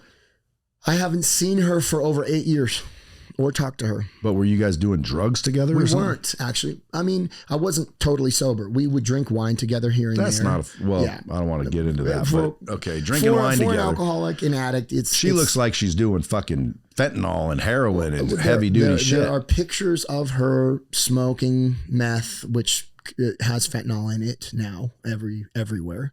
So, you know, I'm not there. I haven't given it to her or done it with her or seen her doing it with my own eyes, but I've seen pictures all over the internet of her doing it. She has scars and wounds and, you know, disfigurement as far as losing teeth and things like this that are in alignment with what happens when people Why do use people drugs think every that day. you're supposed to be responsible? Well, you know, there's a story that that she gave that, you know, I beat her. I broke her ribs and tried to kill her. And With your that jujitsu? sent her into a downward spiral. Oh, she's blaming you. Yes. Yeah. And there's no medical records. There's no broken rig x-rays. There's no, you know, medication. There's nothing. Why do you confirm think that. she's blaming you then? So there's a lot I don't know. Here's what I do know. You know, Lonnie Christine Willison was a prostitute who lived in Vegas, who set guys up, drugged guys, and fucked them and stole their money and their watches. She was a stripper. She was a porn star. I met her when she was 18. I fell madly in love with her. Met her at the AVNs. I was casting for an independent movie I was producing. And I saw her from across the room and I thought, that is the most beautiful woman I've ever seen. But you knew she was I knew she was a porn star only. Only. I didn't know about the prostitution and all the other stuff. I didn't know about Isn't it all the same? drug addiction. Yeah. I mean, if you're gonna go get laid on camera, Sure. for money, that's prostitution, isn't Looking back, very dangerous decision. However, that lightning hit me, you know? I fell in love with her. I couldn't help it. I saw her at the event. I talked to her a little bit, and then she ended up being at the same after it? It probably party. started with the panty sniffing. I saw her at the after party after, and we hit it off, and we dated for about 4 years. In that 4 years, I was always a little bit embarrassed and ashamed that this chick she was like my secret, you know. I didn't call her my girlfriend, but she'd come over to my house and you know, she'd make out with guys and be super slutty at the clubs and in front of you? Yeah, broke my heart. She fucked guys I knew all the time, broke my heart. And I was sick, dude. I really, really liked her, but she wasn't my girlfriend anyway. You know, we just hooked up. And, you know, I always she had just, you know, always had a soft place in my heart. I always wanted to have more, but I couldn't see myself marrying or officially dating a porn star. However, we lost touch for 4 years. And when we came back into touch, I had saved a bunch of money. I toured the world producing fashion shows for Christian Audigier, Von Dutch, and Ed Hardy. I had a thriving, successful business. I owned the license for Ed Hardy Nightlife. So Project Magic, Studio 52, Nick Cannon, Young Jock, everybody was at my shows. Birdman, I was killing it. Dude, And Nick Cannon DM'd me really? yesterday. Right on. Wants to interview me on his new car show. Oh yeah, cool. Maybe, I don't know, like out of the blue. Yeah, Nick Cannon, like, dude, like, is this for real Nick Cannon? Because if the real Nick Cannon, like, I'm down for sure. Nice. Yeah, he would DJ my parties at the Christian Audigier nightclub in Treasure Island, and he's gone into some real spiritual expansion type stuff too nowadays. Yeah. Well, dude, he's an OG. Like, dude, he's got like 20 kids. Yeah, I know. People freak out when I say I have 7. His story's wild. I reconnected with her some 4 years later. She was in the nursing program. She was only stripping on the weekends. I had a thriving business. And I said, you know what? What do you want to do? I put her through school to become an esthetician. We got a house together and a dog, and I bought her a car, and we were doing okay. My life became really all about her, lifting her up, polishing her, giving her the shiny exterior what I saw. Fixing her. She became my God. What happens when you worship false idols? Anything that's not God, that rug gets pulled out from underneath you. I became very codependent and very obsessed with getting her to feel like the queen I thought she was and always had. Lost myself. We started drifting apart, withholding love, and just it was uncomfortable stuff. When you sleep on the couch and they're in the bedroom and like don't talk for a couple of days, it's like really weird. A lot of that stuff was going on during that time. I proposed to her. We lived together for 6 months. We were married for 2 years, and the stuff started happening while we were married. She would come home from work crying early in the middle of the day because she was working for a plastic surgeon. Oh, okay. Yeah, working for a plastic surgeon in Beverly Hills as a medical assistant while she was doing facials and stuff in our home. Built her a cool little room with the chairs and the microdermabrasion and the steamers and all that kind of stuff. Anyway, I could hear the other girls talking bad about me in the other room. They're always talking bad about me, weeping. And in my heart, I'm thinking, oh, you're wounded. I get it. You were a stripper for years. Strippers are mean to each other. They talk shit on each other. You're used to this. It's trauma. You're going to get through it. Then she'd come home crying in a nervous breakdown. I saw the scalpel in the room when the doctor was going to do the thing, and I thought I might stab somebody and hurt somebody on accident. And I was like, oh, okay, that's a little much. Maybe we need more church. Maybe we need some therapy, yada, yada. I was essentially speaking for her. I was making up stories to protect the illusion that I needed to build, that I had this design of where we were going to go and what we were supposed to be.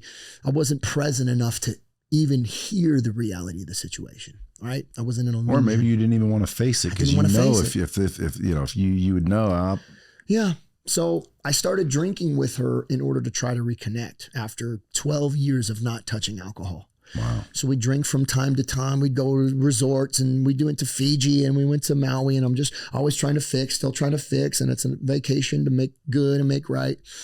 And then she's doing stuff like not talking to me for 2 weeks, married, not talking to me for 2 weeks.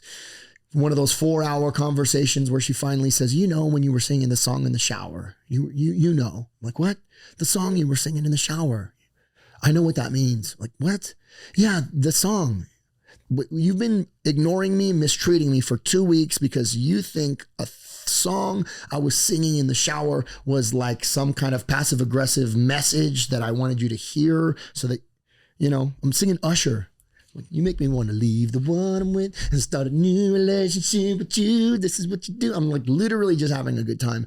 And she thinks that I'm trying to tell her something. That's called delusion. Yeah.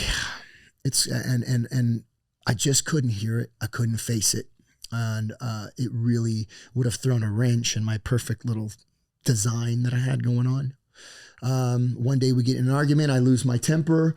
I throw her phone through the TV and I scream to the top of my lungs, you want to fucking ruin this shit? You want to tear down this relationship? Then let's just do it. Let's just demolish the house. Let's burn it all down right now. Let's go. She starts screaming, stop it. You're hurting me. Help, help, help. I ran into the living room. I said, I'm in the living room. What are you talking about? Stop. Opening the doors, front door, back door, side door. That's scary shit. And there's a lot of guys that have to deal with that psycho shit. Stop. Help me. So I ran in the living room. I had 30 grand cash in my nightstand. I got my passport in there. We were in bed. We were going to sleep. I try to get on some shorts and a t-shirt. She attacks me, rips it away from me. I try to get the 30 grand. She wraps her legs around me, huddles on me, looks at me, screams, and smashes her nose in my face. Now her nose is bleeding. While she did that, she managed to weasel her fingers into the bank bag. $30,000 and hundreds is falling like rain. I have jean shorts and my keys. No passport, no nothing. I'm like, I have got to get out of this house. I went out to my car, got in my car. My own voice went through my head. It said, Jeremy, you got to go back in there. Because we had like 4 entrances to the house. You got to go back in there and grab that money, you know? And another voice came in my head and said, boy, if you go back in that house, you ain't coming back out. I was like, what is that? Okay, that was really weird. I back out of my parking space. I pull, just my tailgate of my truck passes the car in front of me, and here's the cops turning the corner, pulling into my driveway. Now, it's my understanding that had I been, they would have shined the light in the car and look at me because I'm directly across the street from my house. And I'm like, oh, this is bad. Oh, this is bad. This is weird. This is bad. Her nose is bleeding. She's a blonde. Oh my gosh. Oh my gosh. And I'm on the freeway. I'm gonna go to my mom's house. I'll just go to mom's. I'll go to mommy's. Everything's gonna be okay. I'll figure this out. And the voice comes through my head, said, boy, if you even stay on this freeway any longer, you ain't gonna see your mama again. And I was like, what? Non-negotiable voice. Oh, next exit. I had a clicker in my truck that I had in there for 2 months from a client I was training months ago. And they had a deep, deep, deep underground parking lot. And I was like, that's where I need to put my truck. They'll low jack this shit and find me. So I got my truck deep enough in a parking garage and I went to this client's house, dude. Jean shorts and no shirt to their concierge. Can you call this person and see if they'll let me in their house? I had no phone. I had nothing. Damn, is this in articles or like, I didn't know all this. All of this. I'm glad I asked the question. I was going to save this for Joe Rogan, but I'm giving it to you. Thank you. I call my mom. She doesn't answer. The girl let me into the apartment. And my mom says, my mom doesn't answer and she calls the phone back later and she says, Jeremy, don't call me. I'll call you. There's police at my house in Orange County, all up and down the street. You're wanted for attempted murder. There's police up and down your street in Los Angeles. They're telling all the neighbors if they see your truck to call immediately. You're wanted for attempted murder. So I drank cognac in bed for 2 months. I lost something like 35 pounds and cried every day. I'm talking about the back of my heels and the tips of my shoulders are the only thing touching the ground because I'm arched in a closet at this girl's house with a pillow over my face, just crippled. This girl was sexually assaulting me, taking advantage of me in my sleep, drunk. Well, that ain't possible, is it? When you're crying with a pillow over your face and you're asleep and this girl's sucking your dick. Who? The girl where I went to go hide at this apartment. Okay. I thought you meant, okay. No, this girl's forcing herself on me and I'm too scared to tell her no because she's letting me hide out at her place. Because my lawyer says, listen, man, I've been doing this for 30 years. He was a detective turned DA turned defense attorney. He's like, I've been doing this for 30 years. This girl wants to put you in prison. I've read her files. She's done this to other people. She took your name off the car 2 weeks before she did this, and she changed your information with the IRS 2 weeks before this. She was recording you all day long. This was planned. This was forced. Do not talk to her and do not leave the house until I tell you to. You have to hide. So I can't leave this girl's apartment, you know? So was she ugly or something? Well, she later said that I tried to stab her too. Yeah, she was trying to get you to stab her. Everybody loves to say that I tried to kill him, and can kill it with ease, and I just don't, and whatever. So I'm hiding, and it goes away because they can't question me. They want to question me for attempted murder. So it just goes away by itself. She doesn't press charges. She never wanted to. She wanted to get me in trouble so she could have power over me or something. I don't know. I can only imagine. However, I went to rehab after that, and I spent 2 years grief and loss counseling. I wrote goodbye letters to her every week. I processed. I thought it was my fault. I thought I failed as a husband. I was demolished that this beautiful girl that I wanted to give the best life to, that I somehow failed in that. And then 2 years after that, I saw the first picture of her homeless in the street, and her friends started calling me and say, help her. I said, how am I supposed to help her? Then I saw the interviews of her saying that she's being electronically electrocuted in her brain, and she's being controlled by outside forces. She can't live inside because that's how they get her, and she has to stay high on meth in order to prevent the, zapping. And that's when I realized, I said, oh my God, she was crazy all along. Well, dude, meth will get you that way. Well, she was already hearing things, audible hallucinations, right? Visual hallucinations. She was seeing herself stab somebody in the office of the plastic surgeon and crumbled at work and ran home freaking out. She heard all the time people talking bad about her. She was in a delusion that I was singing a song to her. It was happening already, and I didn't know. Yes, she was on pain medication. Yes, she was on Xanax. We didn't party together. How many milligrams? No, just checking. Yeah, exactly. I don't know. I didn't track it for her. I wasn't Xannies as obsessive as I should have been with her. Anyway, I realized, holy crap, there's my part. There's my part in this thing. My part, I didn't fail her. I allowed myself to live in a delusion. I needed what I thought was best so bad that I wasn't present to reality.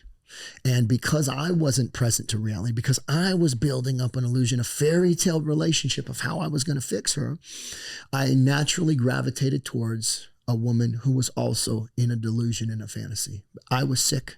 I attracted a sick person. Like attracts like, right? Two broken people do not make a fixed person, right? And for years, I've been dealing with the fallout of that. So if people want to assume or say that I did things, now I used to defend it I used to want people to know the truth. And now I just say, you know what? You're right. I made decisions in the past based on self, which have made you hate me. And I'm sorry that I've caused malice or harm in your life. I'm sorry that you hate me. And you're right. I did things. Whether you're right about the things I did doesn't really matter. I did things, and I wasn't perfect. And everybody makes mistakes, but I was committed to a delusion. I was unwell. I was mentally and spiritually unwell. And when I'm mentally and spiritually unwell, I do things that hurt me and hurt other people. So I take full accountability for that, man. And I never want to do that again. Well, damn. She cost me hundreds. I know, but I didn't read an article or dig into this. My wife just said, ask him about his ex-wife and why ain't he helping her? And I'm like, why would he help her? To me, I'm thinking, maybe they were just doing drugs together. He decided to get clean and she decided not to. And now she's homeless. Because, dude, drugs will send you where 100%. She is. Yeah. Even if you weren't crazy before. Dude, I've seen meth heads because, dude, I come from a blue collar family, and on the other side of my family is worse. People put babies in microwaves. Well, not that bad, but they do on meth. That's a real thing. Not in my family, but I've got druggies in my family. I've got people that I've been told they're on fentanyl, and why don't I go help them? And I'm like, guys. And I've tried. I pay their bills for years at a time, and it doesn't help. That hurts. It just enables. That hurts. Yeah. So I mean, at the end of the day, dude, you can't help them. Right. They can only help themselves. There is a way. I've done it before. So, as a drug and alcohol counselor in Orange County, and I have a team of 7 drug and alcohol counselors that I've personally trained. We run 48 therapeutic groups in the wellness space and mental health and drug addiction in Orange County. This is the meat and potatoes of everything I do. My life is about God and others and helping people who want help. I am wholeheartedly ready to ride till the wheels fall off for anybody who wants help. Do you think you can help them though? I've done medically assisted 5150s. You have to get the psychiatric evaluation. There's a process to it. You get the psychiatric evaluation team, right? You call in a welfare check. Okay. And then, so what I'd have to do, and I've done this for people. I did it for a high value New York Times bestselling author, MLM mogul, who went cuckoo, and his family hired me to do this. I worked with Dr. Sophie, who was on the Dr. Phil show, who was friends with Dr. Drew. And so I got some friends, I can call in some heat. I could do this. And this is the process. Call the psychiatric evaluation team, you find the person, then they come, and then you say, hey, there she is. Yep. Psychiatric evaluation team, cops. There she is. That's my ex-wife. Here's what she used to look like. I've been observing her for 3 days. She hasn't drinking water or eaten any food for 3 days. She's going to die. And I need her to get 5150'd, which is they take her against her will on a stretcher, tie her down. It doesn't matter what she says. It's family. You got enough people to say she's going to die. Her life or others are in danger. This is what, will approve a 5150. Then you go to the hospital with hopefully a high powered psychiatric, expert. And they say to the doctor, hey, move this to a 5250, which is up to 14-day hold. Let's get them hydrated. Let's get them some food. Let's get them stabilized, right? Let's get them on some antipsychotics. And then in about 2 weeks, you go and you say, hey, now that you've slept and you've eaten and you've been separated from your drugs for a little while, and maybe you got some antipsychotics in your system, would you be willing to go to a rehab? I got it all worked out for you. We got a whole year set up for you, from mental health to rehab to sober living. It's going to be, you're at an estate. There's horses, it's home cooked meals. They got a spa there. We're going to take care of you for a whole year. This is what she would need, right? Are you willing to take it? The guy I did it to said no. They might take it, they might not. However, now he's a thriving dad and back in business. Just the disruption, just intervening. Can you do that to her now? I could do that to her. Here's the problem. People have already tried and they did it haphazardly. They didn't know what they were doing. 2 people have gone out into the street, given her $100 cash and a clean shower and said, will you go to rehab? And she bounced. So because she's done that, in order for me to get her $500,000 in care, I have to get it on a show like this. I have to be able to, hey, guess what? Passages Malibu and, Laguna Treatment Center. I got to mention these rehabs in order for them to scholarship her. Well, guess what? We did it with such and such detox. That's who gave her the help. They want to be in People magazine when this girl gets better in order for me to get that, because she doesn't have medical insurance that'll cover it. And the freaking free state funded insurance is crap. They're going to put her at a halfway house with a bunch of girls out of prison that are stealing her stuff. It's the same as being on the street. She's not going to stay. The mental health care is garbage. She needs EMBP, electromagnetic brain pulse technology, where they rebalance all the hemispheres in her brain, her alpha, beta, theta, and delta waves. It's 10 treatments. That thing's incredible. That can bring people back from schizophrenia. It's a real thing. She needs NAD. She needs to rebuild her brain. She needs dental care. She needs a lot of stuff, and I can get it all and I can get it for free, but it has to be publicized because I don't have that much money to come out of pocket, but everybody says, sorry, the rehabs, you know what? She's just going to come and leave. She's not ready. She's not which is what I mean by you can't help her, meaning exactly. they got to make the decision. Well, these people, they don't know about addiction. But I didn't even know you could force them like that. That's pretty interesting. You can. And if you ever need it, and by the way, even easier to do it is in Mexico. They got these guys called the Spirit Men. You pay them a couple grand and they will go bonk anybody over the head for you and throw them in a cell with a Bible and feed them. How do I get that phone number? You can do it. Yeah. It's crazy, bro. It's crazy. Yeah. Will they do it here? Well, my heart is for helping addicts. You know, I have to know the solutions. Where there's a will, there's a way.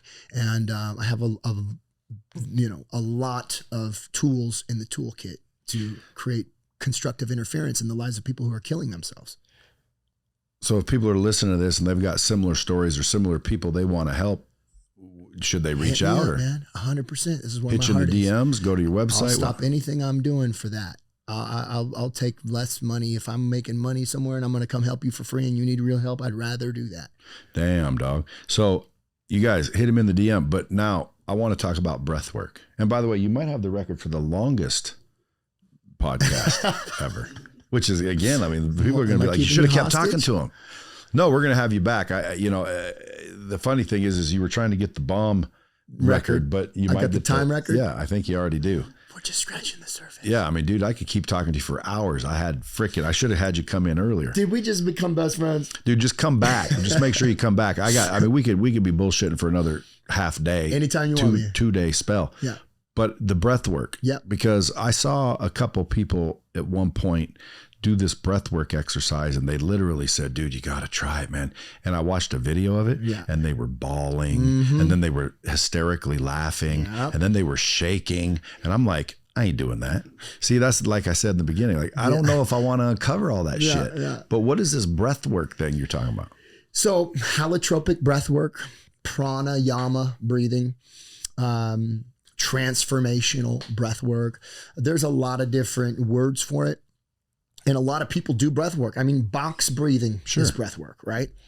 Wim Hof is wildly successful for breath work, right? Dude, I've been thinking about breath work, but I don't know about orgasmic and shit like that breath work. Well, that is the form of breath work that we specialize in. Orgasmic, yes, which has happened. So if I breathe a certain way for a certain length, I'm gonna shoot my load? No, but it's not impossible. We never know. Is it hoped for? We never know what's going to happen. Is that like, how do you ascend? Then you have a goal, and the you believe in withholding the seed so it gets up the chakras to the top chakra. There could definitely be some truth to that chrism oil and Jacob's ladder and ascension and all that. Yeah. But I have yet to sharpen my sword without spilling the seed. Well, you should try it. I haven't, but let me know how it goes. Yeah, we could do what do you want to do? A 30-day challenge, me and you back and forth, not jerking off? Dude, what? Well, dude, I can do that. I can do that. I'm going to have a hard time. But, I've never like started and then stopped on purpose. That's what they do, man. I know, that's what's powerful, crazy. Right? But to me, it's called an ingasm. So what is the breathing? You know that it's possible to have an ingasm where you come without ejaculating. Yeah. Hey, you have as long as you come, who cares? Dave Asprey told me the secret to ingasming is right before you come, you have to loosen your rectum, relax your rectum. That sounds gay. And then he gave me a visual demonstration. That was kind of weird. No, he didn't. No, just kidding. Dude, my question is, what's the breath work? So could you guide someone listening? Pull over your truck. Yeah. Get off the treadmill for just 5 minutes. Sure. We're going to do halotropic. Halotropic breath work. Halotropic, by the way, halo meaning whole and tropic meaning moving towards. From Greek, moving toward wholeness. That which hole? I like the way this guy thinks. Not an H-O-L-E. But YHWH. Yahweh. Yeah, the one Yahweh. A girl walked up and said, "What's your name?" She said, "Susie." "What's your whole name?" "Pussy." Potentially the truest name of God is pronounced. That's right. The Bible says he's as close as the breath we breathe, that we were created from the breath of his nostrils. Right. And what's funny is the second you become alive, you breathe, which is, you're saying his name with every breath. Yes. To inspire actually means to inhale. Expire means exhale, because spire, spirit. It's not in nomine Patri in Spiritus Sancte, right? from the Latin prayer. Spiritus actually doesn't translate to spirit first. It goes to breath, and then it goes to life force, energy, and later to breath. Later to breath. Before spirit, no, later to spirit, before spirit is breath. And without breath is death. And without breath is death, and without God is what? Odd. Agony, death. It's yeah. Somewhere I don't want to be. The perfect term is what is it? The slow and painful death. It's an AA thing. Anyway, a slow and painful death without God. I know that. A lot of people listening know that. So anyway, we breathe for spiritual activation. We breathe in and out our mouth, no nose. A lot of people use nose stuff. The nose keeps you in your head. The mouth breathing gets you into your body, into your emotion, into your spirit. We have a very specific pattern of a big belly and a big chest, full exhales. We do some chest pounding to release stored carbon dioxide bubbles in the chest. We do some guttural pressing into the gut, which is where the carnal self is, where the fears, the anxieties, the hatred and the judgment is in the belly, because the belly is the lower self. And the king's throne, the banquet hall, is right here. It's right in the heart. So we expand into the belly to kind of crack off the crust in the catacombs and in the tombs. It's an archaeological dig of the stuff that's holding you back in life. Where did you learn this shit? I learned it about 10 years ago from a good buddy of mine. I was very apprehensive of doing it. He was telling me about stuff. He was telling me about seeing entities release from his body. And he was telling me about seeing toxins and experiencing his deceased grandfather and sage smoke and turkey feathers. And I was like, yo, dude, that sounds like a portal to some dark energy stuff. Like, I don't know about that gray area life, dude. Like, I don't. Just from breathing. Just from breathing. I'm like, a particular way. Took me 6 months to finally do it. And when I did it, I said, this is Holy Spirit, dude. Did you do it in the first place? Yeah, the first time I did it, dude. Smile you can't get off your face. So how long does it take? It depends. You know, it's kind of like layers on an onion. Sometimes you got to peel back some physical stuff before you get to the emotional stuff. Sometimes you catapult right into the DMT dimension, dimethyltryptamine. Do you guide people in Costa Rica? I guide people in Costa Rica. Now I know you're 3 to 4 times a week. Yeah. Hey, you call those the bomb squad. The balancedman.life. We do a lot of breath work, and there's breath work for energy. There's breath work for relaxing. Can you describe it so someone could try to see if they is it possible to like listen to what you have to say and then go try it on your own and do it? Well, you might just log on to @JeremyJacksonFitness on Instagram and be part of my online community. I'm going to be certifying people as breath work facilitators to do this one breath work exercise. 10 years ago, I went to get certified, right, by a beautiful human being named David Elliott, the reluctant healer. And I said, there's no way that I can make money selling air. Who is going to hire me to go and teach them how to breathe? That's ridiculous. And there's all these people talking about blah, blah, blah, fears and yada, yada, you know, hocus pocus. I'm like, there's just no way. I mean, this breath work is cool, but I'm going to have a business based off of it. You know, we're making $300,000 a year right now selling breath work, dude. I mean, that is insane. And that's just in Orange County. And we're working part-time, 9 a.m. to 2:30 in the afternoon, a part-time gig that makes $300,000 a year, selling something that's free. Crazy. That's how God works, though. So big belly, big chest, exhale. In, out. In, big belly, in, big chest, out.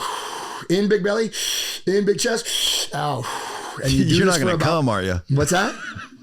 Easy. We don't need towels in here, do we? You do this, you're not going to come. Dude, you were getting into it, so I'm hoping I ain't going to witness anything, am I? You keep going. You might start to feel tingles. You might start to feel dizzy. You might start to laugh. You might start to cry. You might get scared, you know. And what happens if you do? Keep breathing. So you just keep going. What happens in life when things get tough? What do you do? But when do you end the breathing? Well, we usually go for about 20 minutes. Doing that whole thing for 20 straight minutes. 20 straight minutes with a couple breath holds, some screaming, some releasing, some ha ha ha, random little releases, but emotional here's releases. My thought is this: when I hear these stories and things, who discovered that? I think it's one of those secrets that's being kept from us.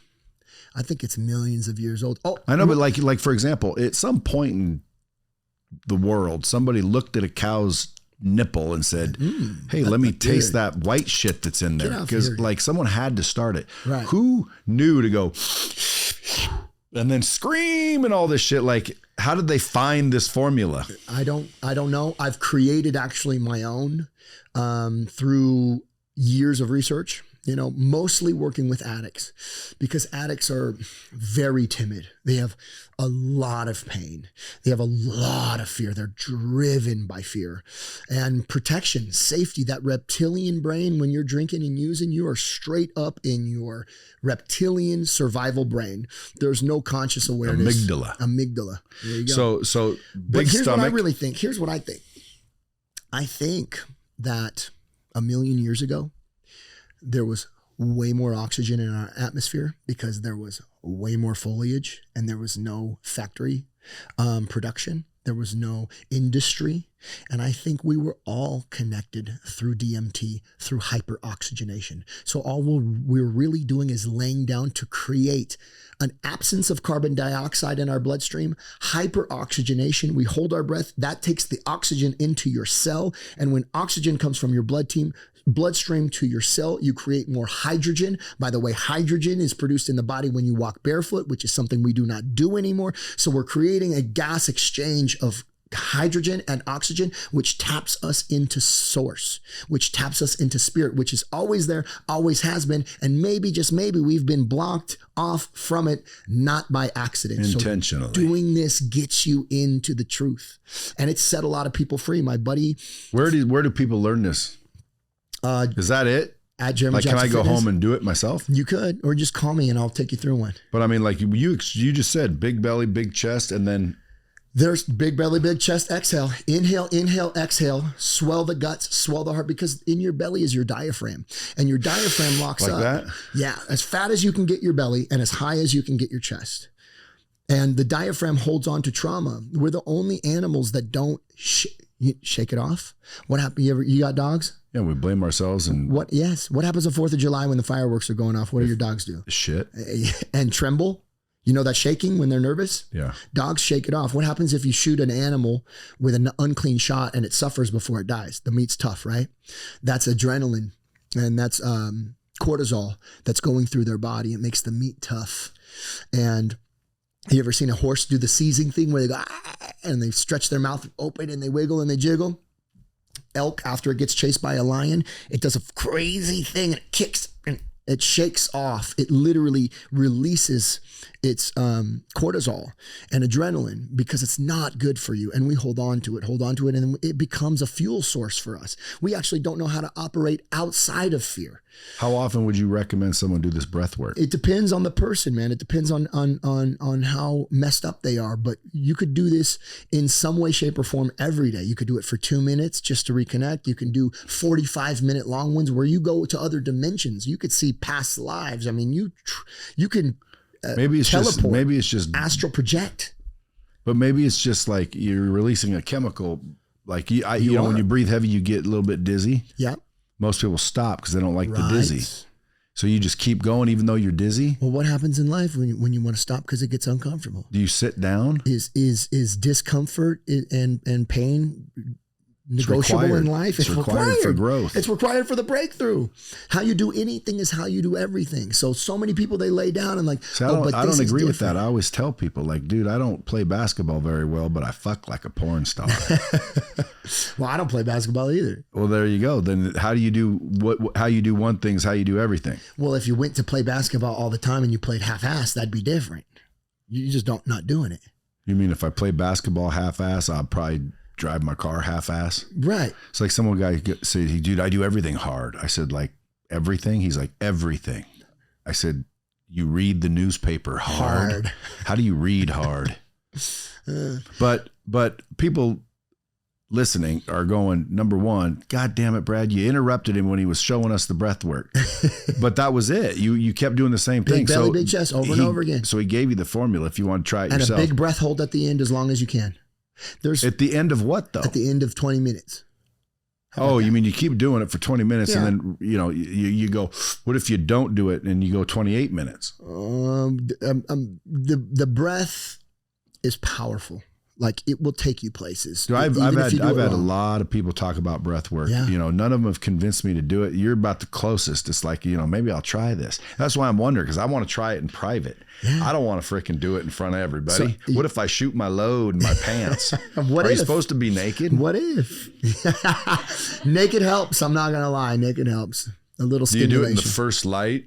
On Earth? No, anytime. Eating a pine cone? There's no wrong way to eat a pine cone for the pineal gland. Yeah, like put a pine cone in your ass. There's no wrong way to do a right thing. You could do it for 2 minutes. You can do it without a breath hold. You can do it with a breath hold. You can do it for 20 minutes. You can do it 30 minutes. You can do it alone. When do the effects happen? Doing it into a room of people. Well, you'll feel something. Even off 2 minutes. If you go big belly, big chest for 2 minutes straight, you'll feel something. You'll feel a little more grounded. I could call a guy right here. Matter of fact, now that I think about it, he's one of the guys that said, "Oh, that guy's awesome." Probably breath work. Cool. Because he's big into breath work. He keeps like, "Let me come up there, dude. You'll change your life." Like, I don't know. But imagine if just breath work was the answer and we all have it, and God's breath, God is breath. Yes. Yeah. And it's almost like, imagine if all this is like, dude, all you got to do is learn these breath work techniques and breathe. If I didn't have 20, 30, 40, 50 people who told me on a regular basis that breath work changed their life, I might argue with you. It's medicine. The medicine is inside. The answers it's free are inside. Medicine. It's free. Isn't that how everything is? Aren't the best answers the simple answers? Isn't the solution usually right in front of our freaking face? Yep. Yeah. Did you come to Vegas very often? I will. I used to a lot. All right, good. But I mean, like, we want to get you back. Sick. I'm gonna maybe, go home and try some breath work and see if I have DMT release. Yeah. Well, if you want, we can either do it for you. I can create an audio file, or we'll come and give you a demonstration. Ellie does Reiki. We do it for you and your girl, or just you.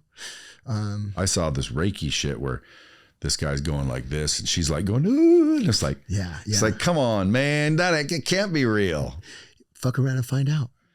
If you don't fuck around, you won't find out. You only know what you know. Huh? You only know what you know. That is true. And you're doing great. You don't know what you don't know. I want to know more of what you know, and whatever I got is yours. What if it changes things? Can't. What if I want to give up everything and move to the jungle and breathe? What if? Just breathe. What if? That's what I want to do.